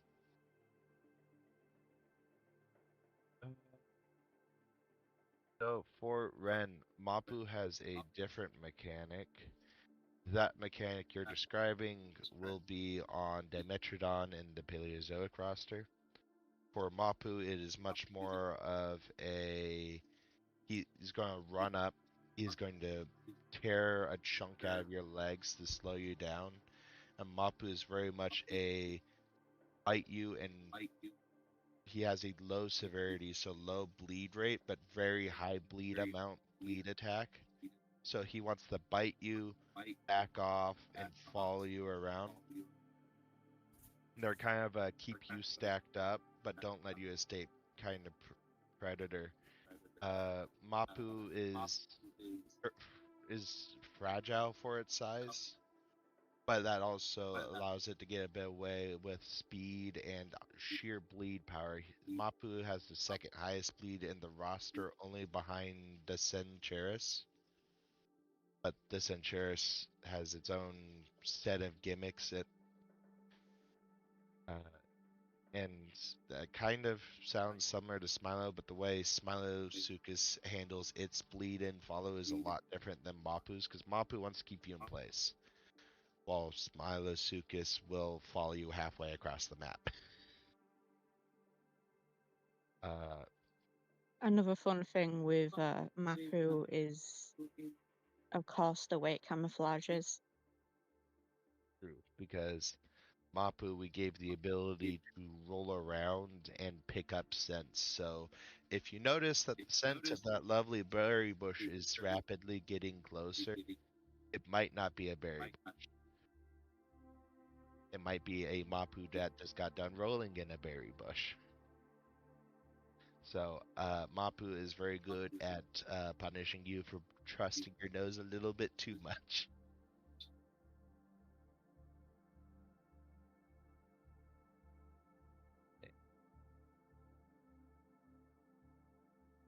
And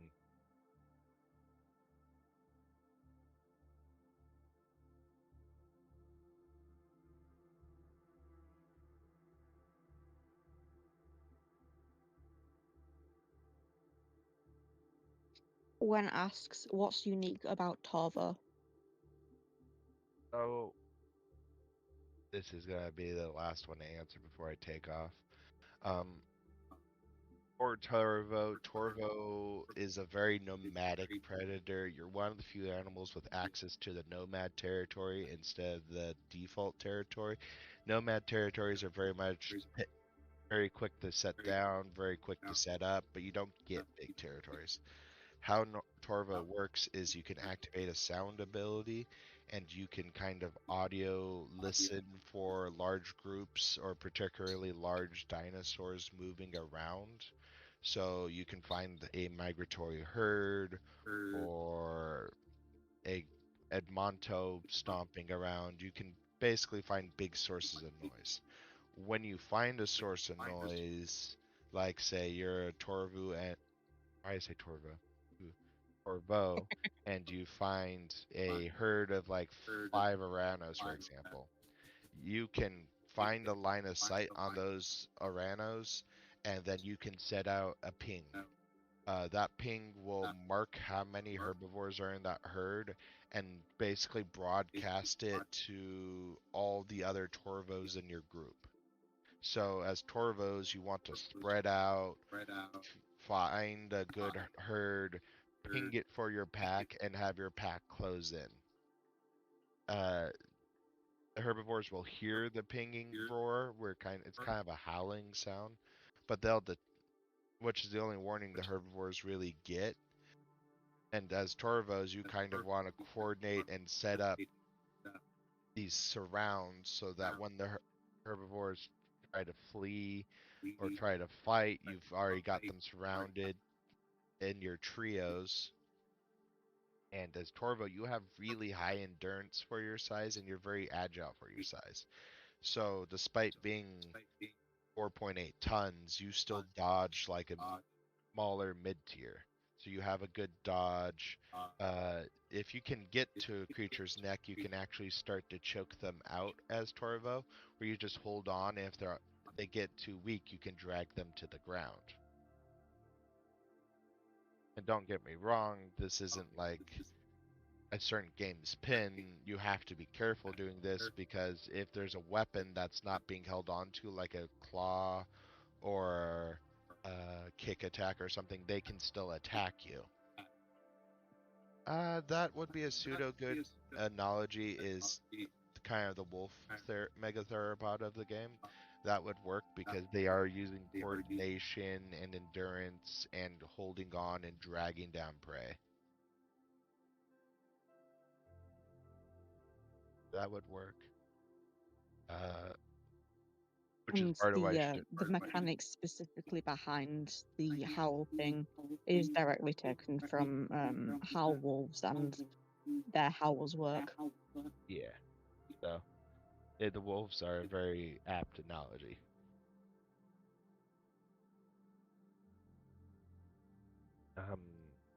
Unfortunately, my in-person work is popping up, so I'm gonna have to sign off for now.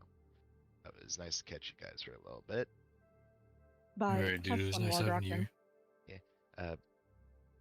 And this is for you guys. If there's anything you need me to answer, I'll still answer Discord pings. Sounds good. Alright. Have a good one.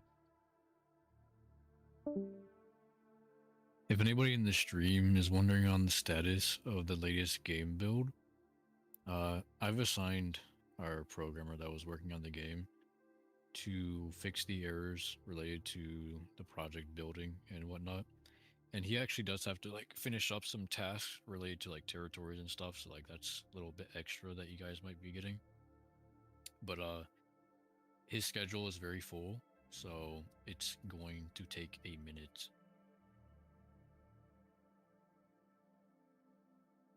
Because I've already emphasized this in our latest video. People have lives, they have bills to pay, and you know they got to make money. And I can't cough up money that I don't have.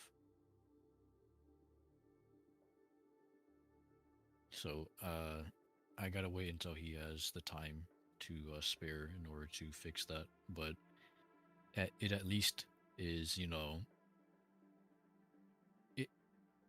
the task exists, so it will be fixed, and we will get a build.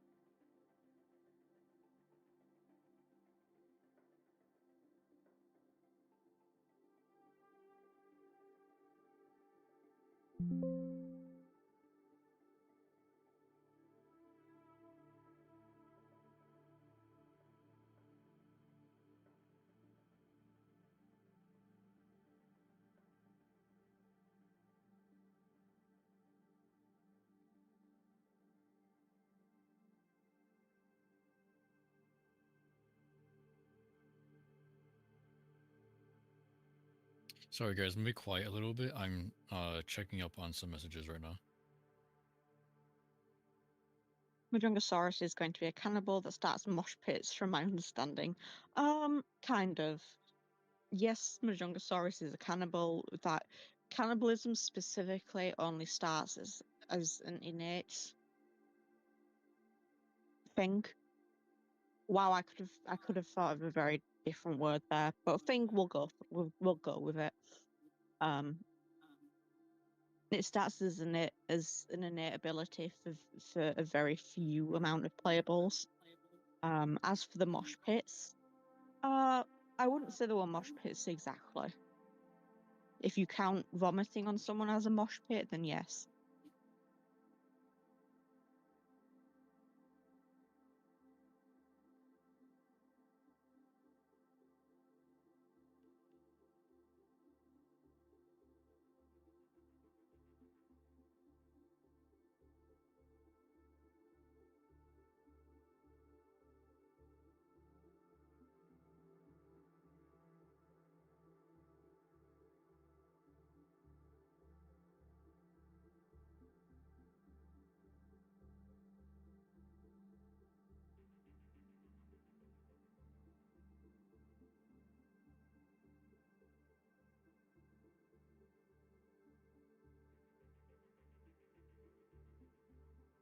Sorry, let me know if you need the Dude. vomiting thing clarified.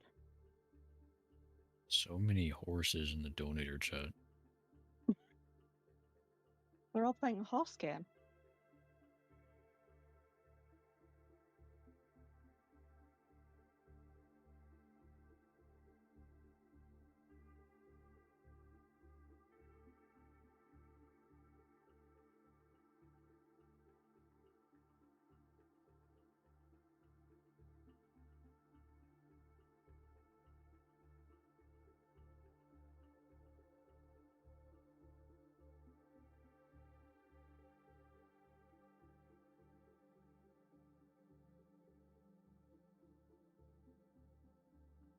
Okay, I think I'm caught up with... Hey, there's another message.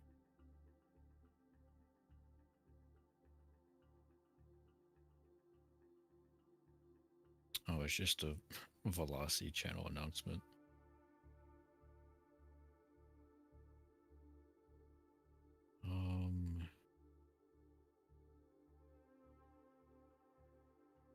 Okay.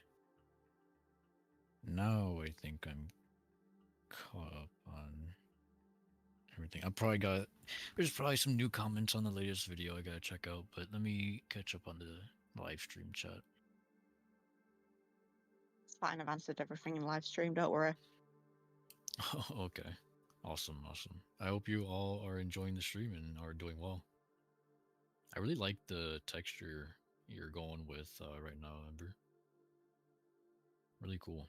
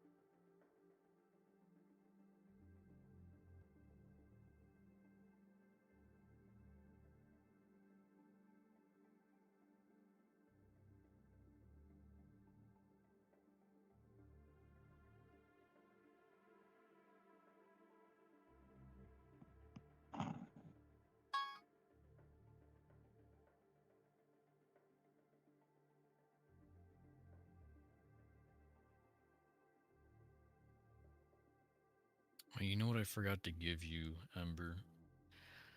Slipped my mind. Forgot to give you the normals.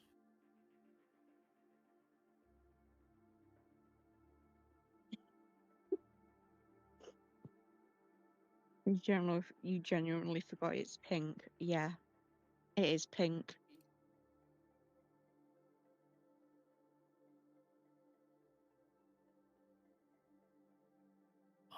Let me just... Huh.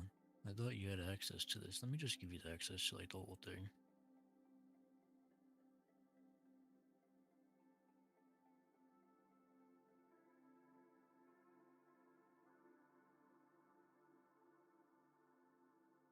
Ember, I'm gonna send you a link in my main account.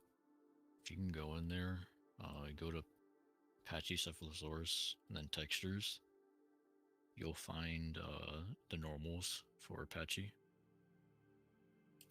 The normals, you're gonna need those for like the detail of the skin. It's just you slap in the let me see.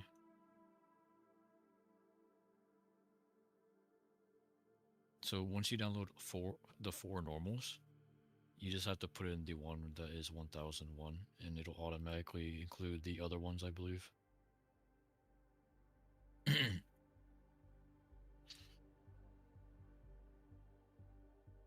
In order to add them, though, you have to, I think, let me open up Substance, in case you don't know.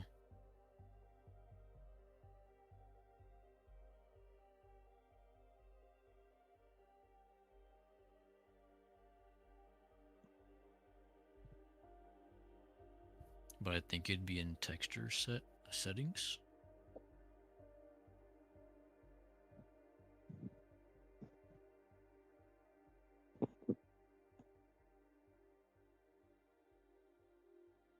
Yeah, and then scroll down.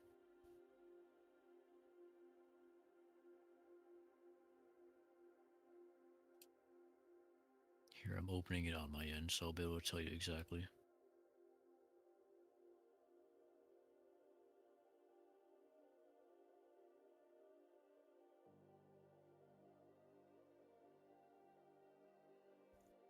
Okay, yeah, texture settings, and then there's an option for select normal map.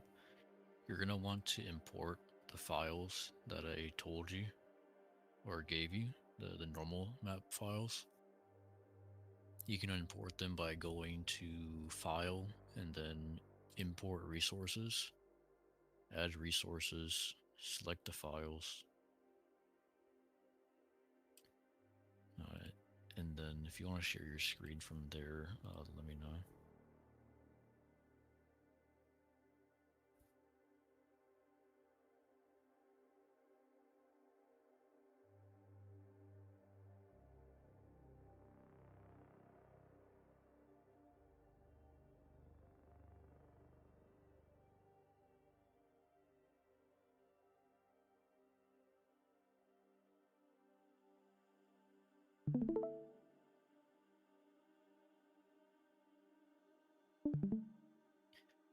Click on Undefined.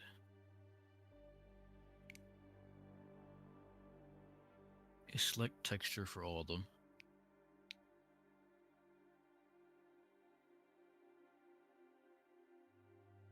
Alright, and then just press import. Yep, and it's one normal file. So now go to the texture set settings, scroll down to select the texture. Okay, to where it says select normal map. Then drag, or yeah, select it right there. And it should be applied now. Yep.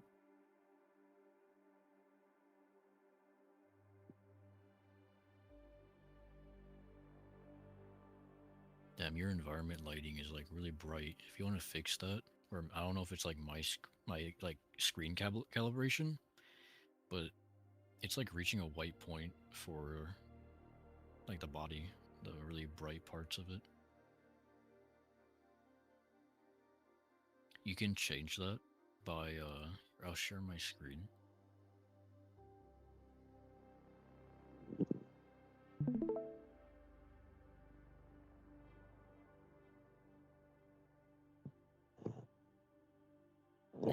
So if you go over here to shader settings, you can edit the environment, like lighting and stuff, I think. Let me see.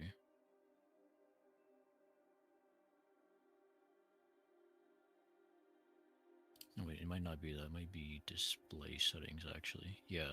So you can choose, like, an environment map as well. So, I don't know. I'll just select a random one like this. See how the lighting changes?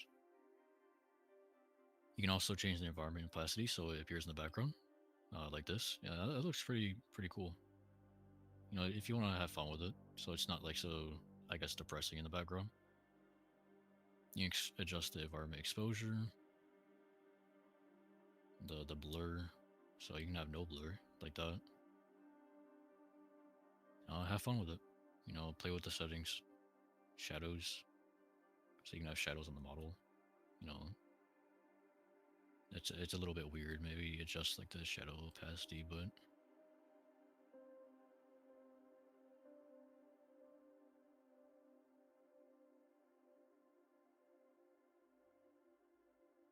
it's probably because the computation mode is lightweight. If I go intensive, it probably looks more detailed for the shadows. Or not. I don't know. Again, I don't really mess with this stuff very often. Yeah, you can mess with that stuff to make it look how you want.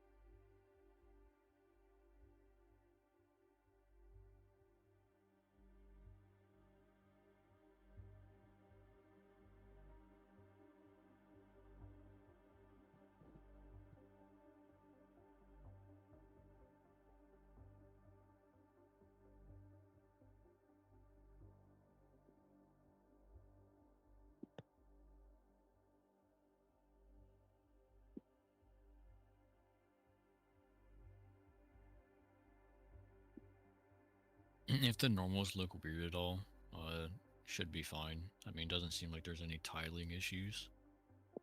But it's probably because we are using OpenGL instead of DirectX, if anything. I don't know.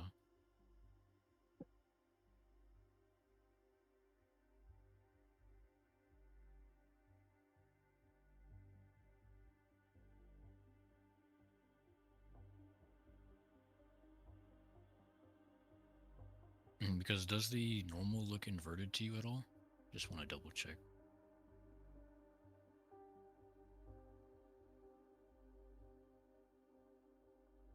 Like if we look at the face, maybe.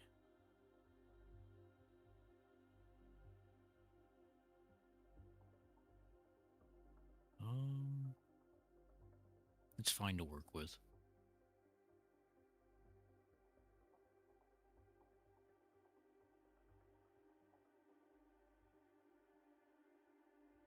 Yeah, it should be fine. Again, it's not going to influence how it exports because the normal map is already made. It's only going to influence how it appears for you.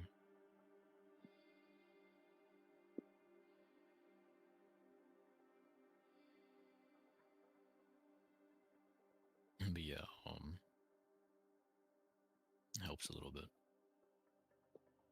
As long as the UVs are fine. Which they are.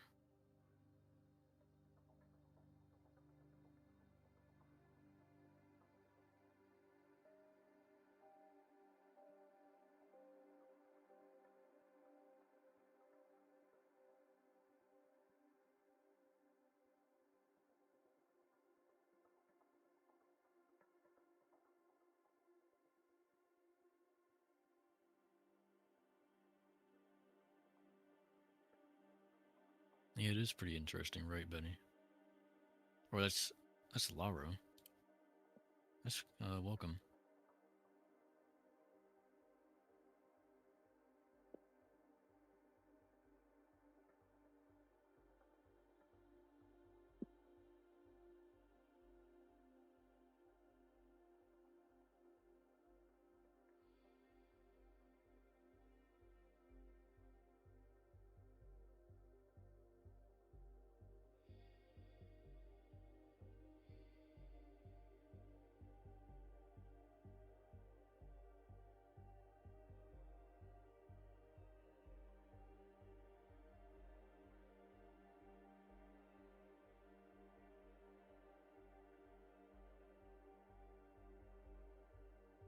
You know, I'm really relieved to see that the latest video is performing well. Not like performing well, but it's like reaching a lot of eyes and that it's being received well. I think it's super important for these things to be known about game development. If you've seen the video, you'll know what I'm talking about. But yeah, I haven't seen anybody else talking about it, and it needed to be said. And I'm just glad we're on the right path here, and I'm super glad to have your guys' support for this.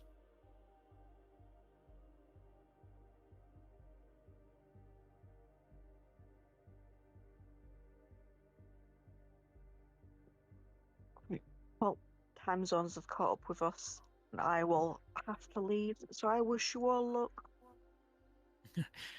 All right, you have a good one, Henry. It's good to have you. Of course. Anyone has any other questions, I will try and answer them eventually if we can collect all the answers from the live chat. Have a good night. Sleep well.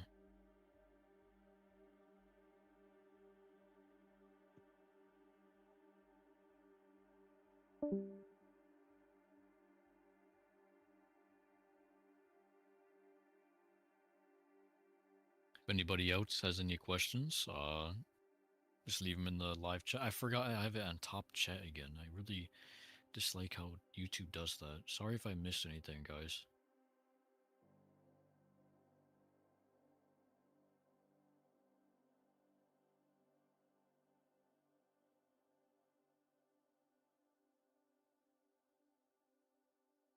Hello, Quirt. I mean, I was also afraid to talk about it, but like it's either I talk about it or I don't talk about it and everything falls apart. Like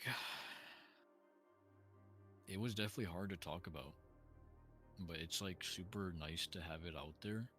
Like it's really relieving because if I don't talk about it again, like it only does more damage, and I really care about what we're doing, so it had to be done. And I'm always somebody that wants to talk about what needs to be, talked about in the genre or in this niche, whatever you want to call it, because I'm always here for the community. I want to do what's best for the community. Like I don't want this kind of quote unquote curse to continue in this niche or genre because it's always done damage. It's only hurt people that want a good game in this genre, like a game that they can enjoy, and that's something I've always wanted and I've always wanted to provide for the community.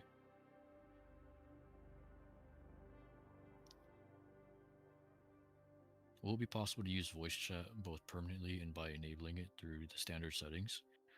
Yeah, when we do add it to the game, um, we plan to offer plenty of options to let you customize your experience with proximity voice chat. so that you don't have to listen to other players if you don't want to. You don't have to use proximity voice chat. And so there's an option for everybody.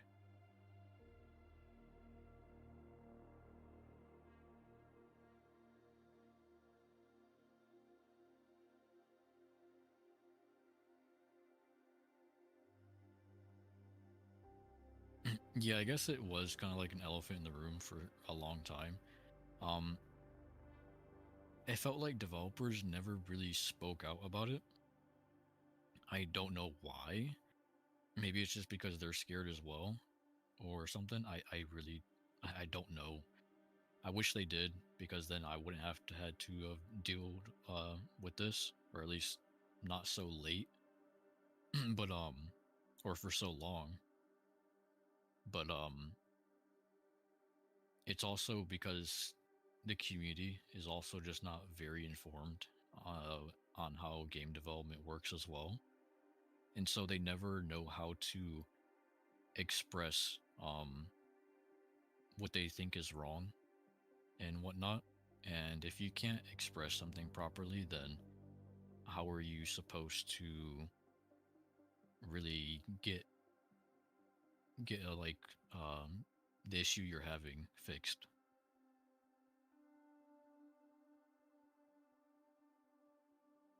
Oh, yeah, we'll have an option for push to talk and voice activation. I mean, that's kind of like standard.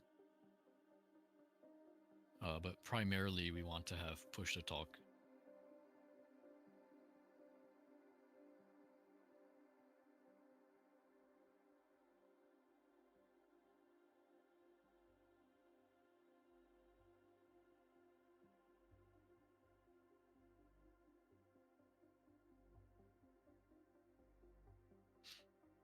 It's always been like really conflicting being transparent, because I really value it, but I also, like, at the same time see how much people also kind of benefit from not being transparent, unfortunately. And it's so frustrating to see, because it's like you see another game not being transparent, and because of it, they're making a lot of money, while you're being transparent and you're making less money. And so it just feels like you're almost being punished for being transparent, and it's always a conflicting thing to see. But I'm glad that I was transparent, and I intend on continuing to be transparent, because it is something that I value. Because again, it's for the community. I want what's best for the community. I want everybody to be happy. I'm kind of like a people pleaser.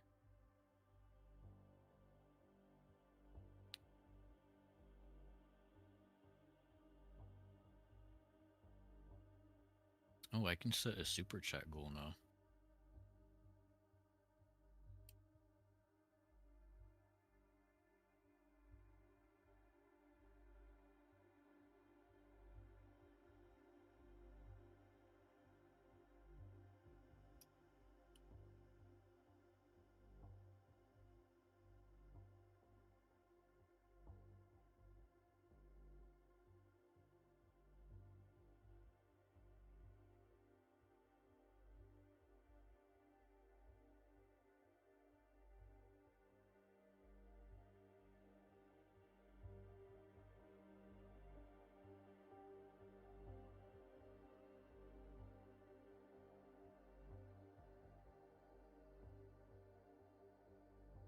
Oh, I'll go ahead and give it a shot.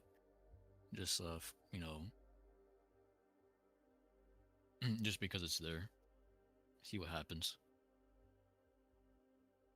Thank you, Benny. Really appreciate it.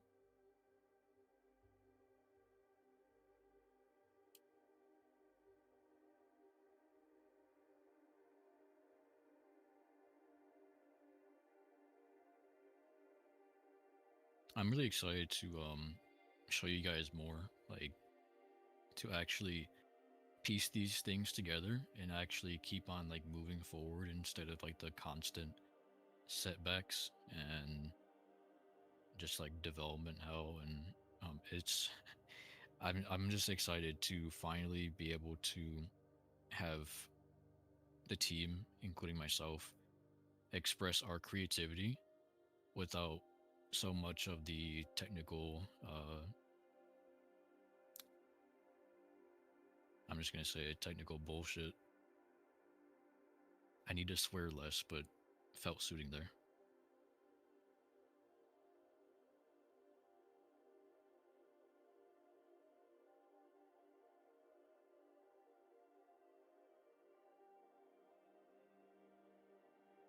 I'm sorry to hear, Paleo. Hope you find a better job. Sometimes that happens where, you lose out on something, but because of it, you end up finding a better opportunity. Yeah, enjoy your lunch, dude. How to use this green option? I don't know what the green option is.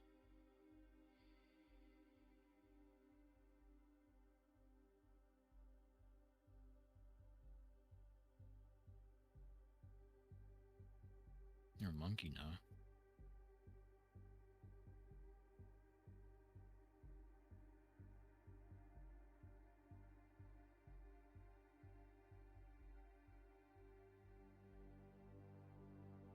YouTube doesn't let you use PayPal. That's so weird.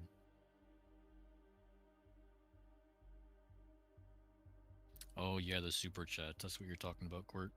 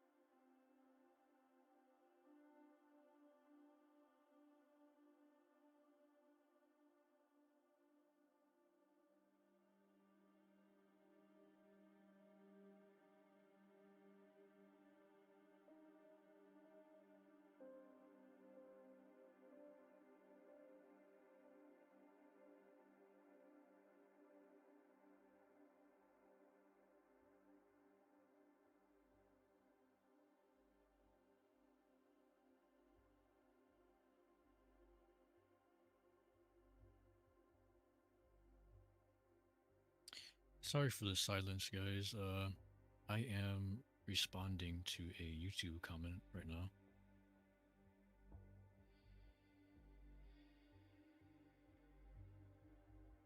Also, thank you so much, Benny. I really appreciate that.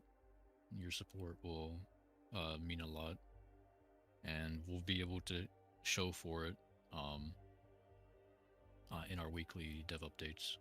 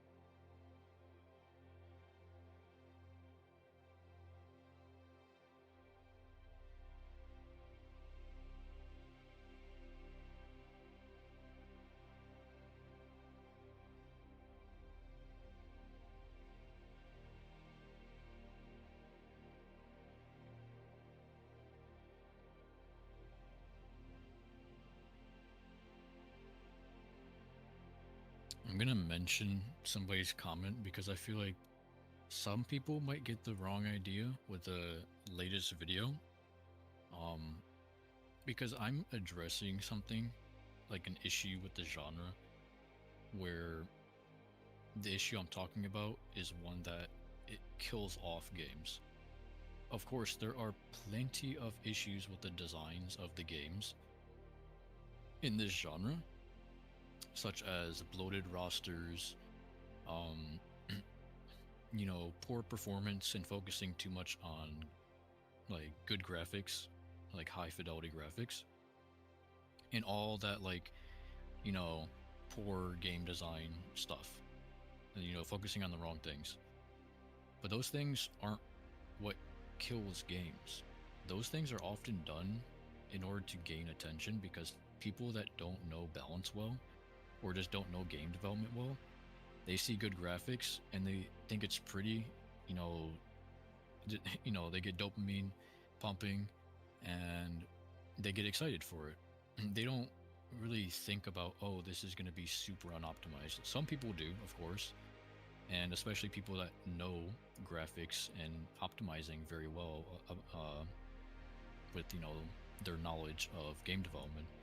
But a lot of people don't have that, and so it happens to work pretty well for marketing.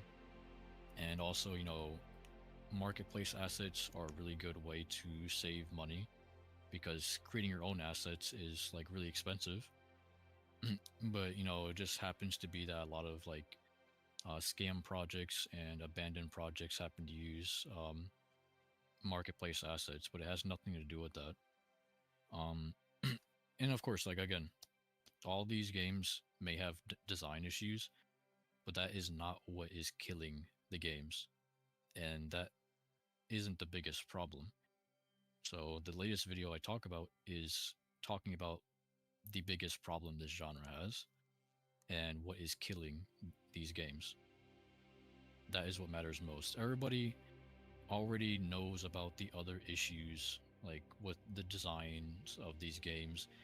People have talked so much about these issues already, ranting about it in their IO videos and all that on YouTube, people that are part of the community. Nobody's talking about the issues that I mentioned in my latest video.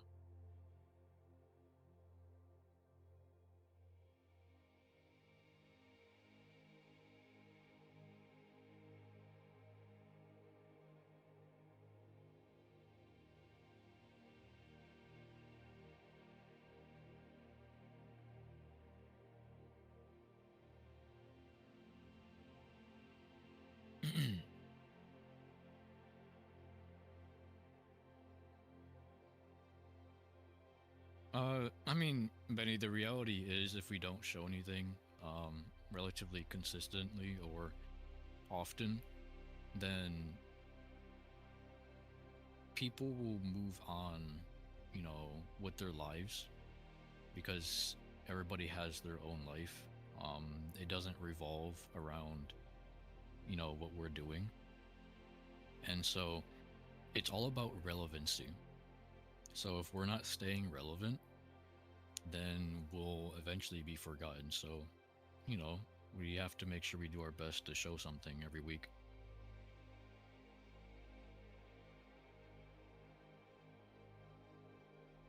I don't know if you're still here, AE. Sorry. I took a while to get to your question. But let me see. I'm wondering what your plans on art direction / art style are. Oh yeah, I can talk about that. Our art style is mainly focused on being as high fidelity as possible while still having some stylization. Obviously, we don't want to go photorealistic necessarily, but we want to focus on um silhouettes that are easily identifiable, maybe some high contrast lighting, weighty animation. Let me see. Let me zoom in here. These are just ideas right now, but this is something we still gotta play with. But desaturated earth tones with dangerous accents, such as saturated color is earned by danger and strangeness. So it's a very kind of dark atmosphere, but yeah, saturation and such is usually an indicator of something that is strange or dangerous. To contrast the desaturated look of everything else. You don't want it to be too colorful because then it's a little bit too much. I think I feel like there needs to be more contrast there. But I hope that answers your question. We want to do a little bit of stylization with the skins and whatnot as well. There's a lot we can do. If there's anything more specific you want to ask about the art direction and art style, let me know, and I'll do my best to answer. American Caesar. Hi, I just got here. I wish the best moving forward. I was wondering, like, the short films will the small game be in the same setting? And so, if so, will you be able to use some assets for the main game?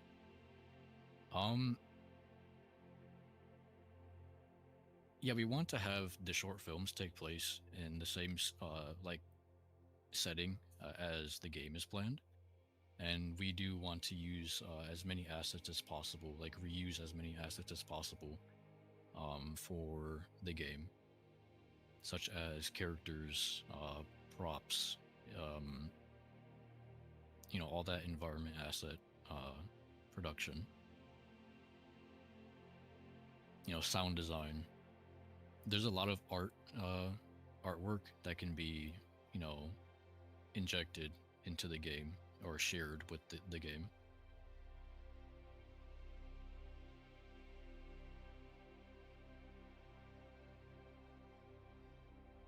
Well, the textures have dark colored recesses, I think. Scale detail. I mean, I don't know. I don't think I'm quite understanding. Maybe this is something Ember can answer.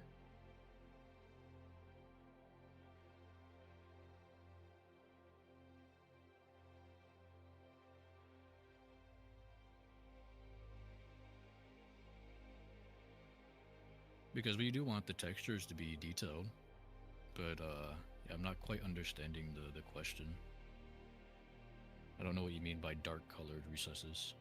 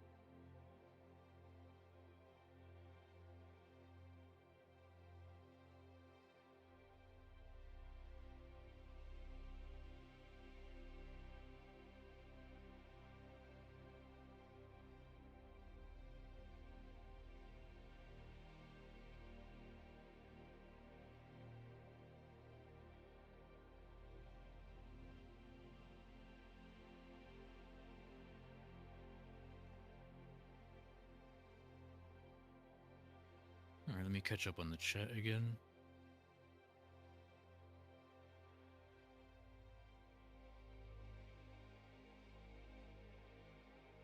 No, I didn't know wrinkles were painted dark. I think you're meaning like maybe fake shadows.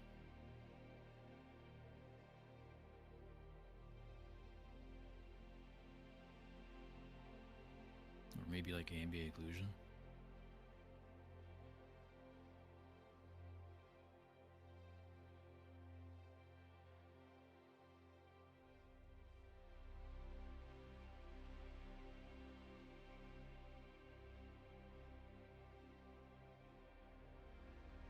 Yeah.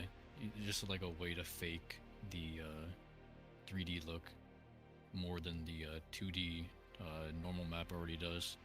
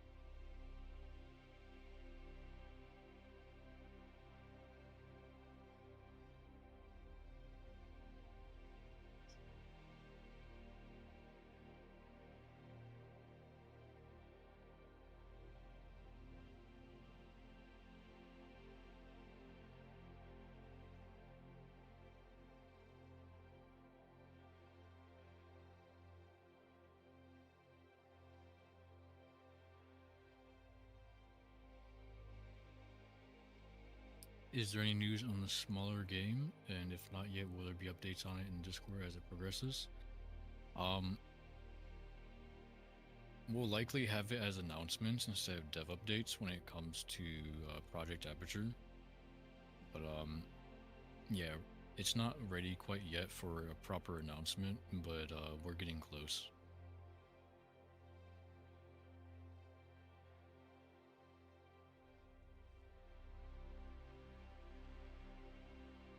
I believe it'll be announced at Steam Next Fest.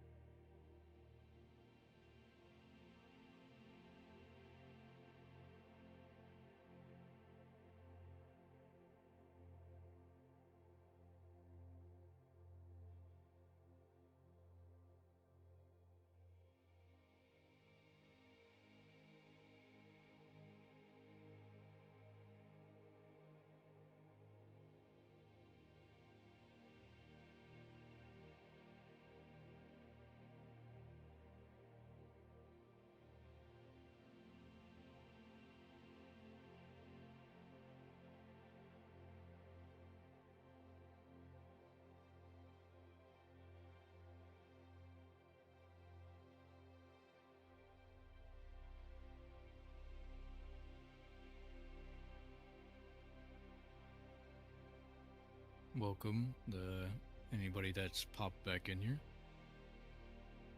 This live stream will also be available on YouTube for anybody that wants to rewatch a part of it or rewatch the entirety of it, whatever it may be.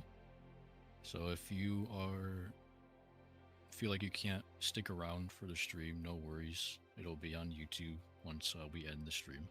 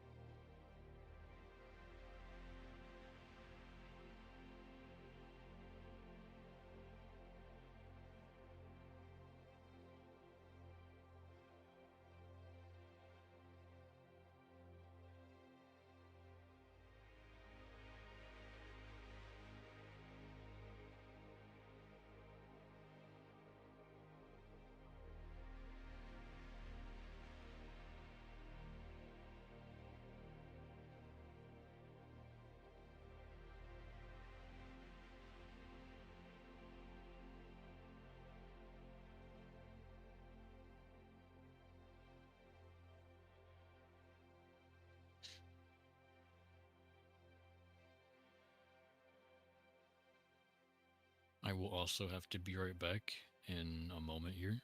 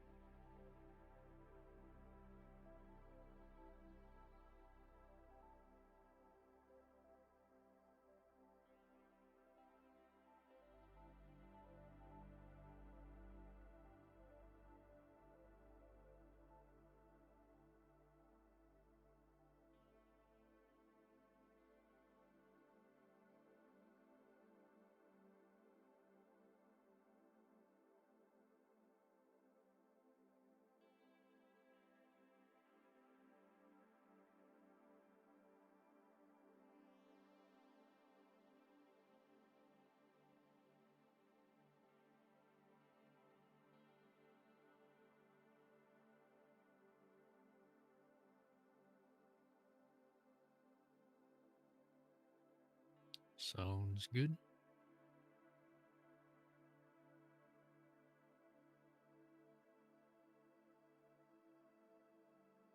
So we're thinking about maybe ending this at like 4:20 EST.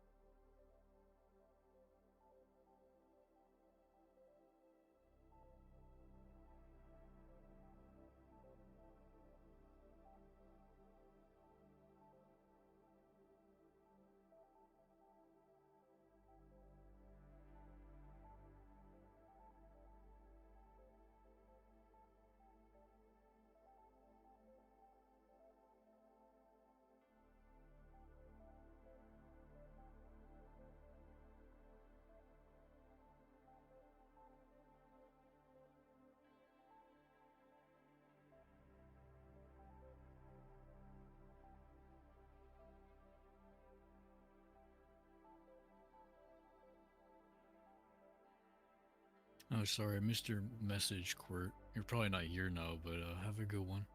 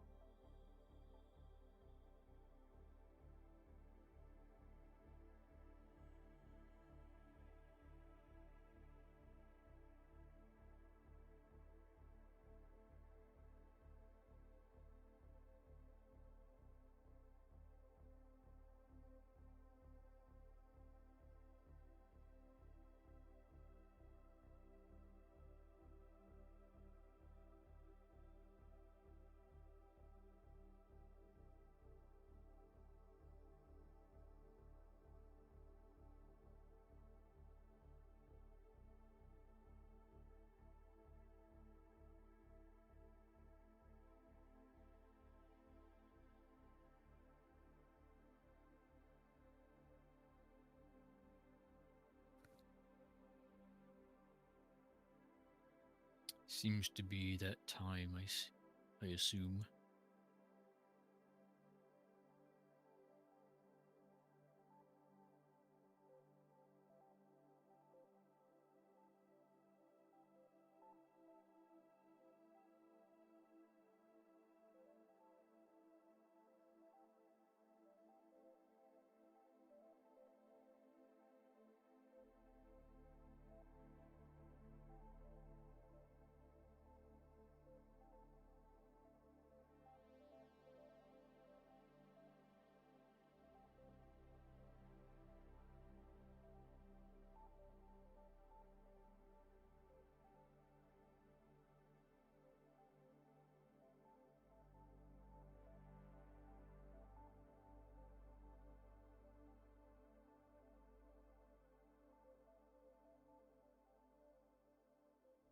Alright.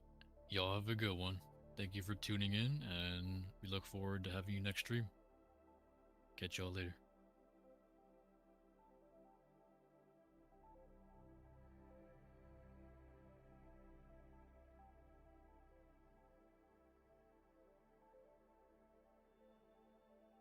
Goodbye, American Caesar.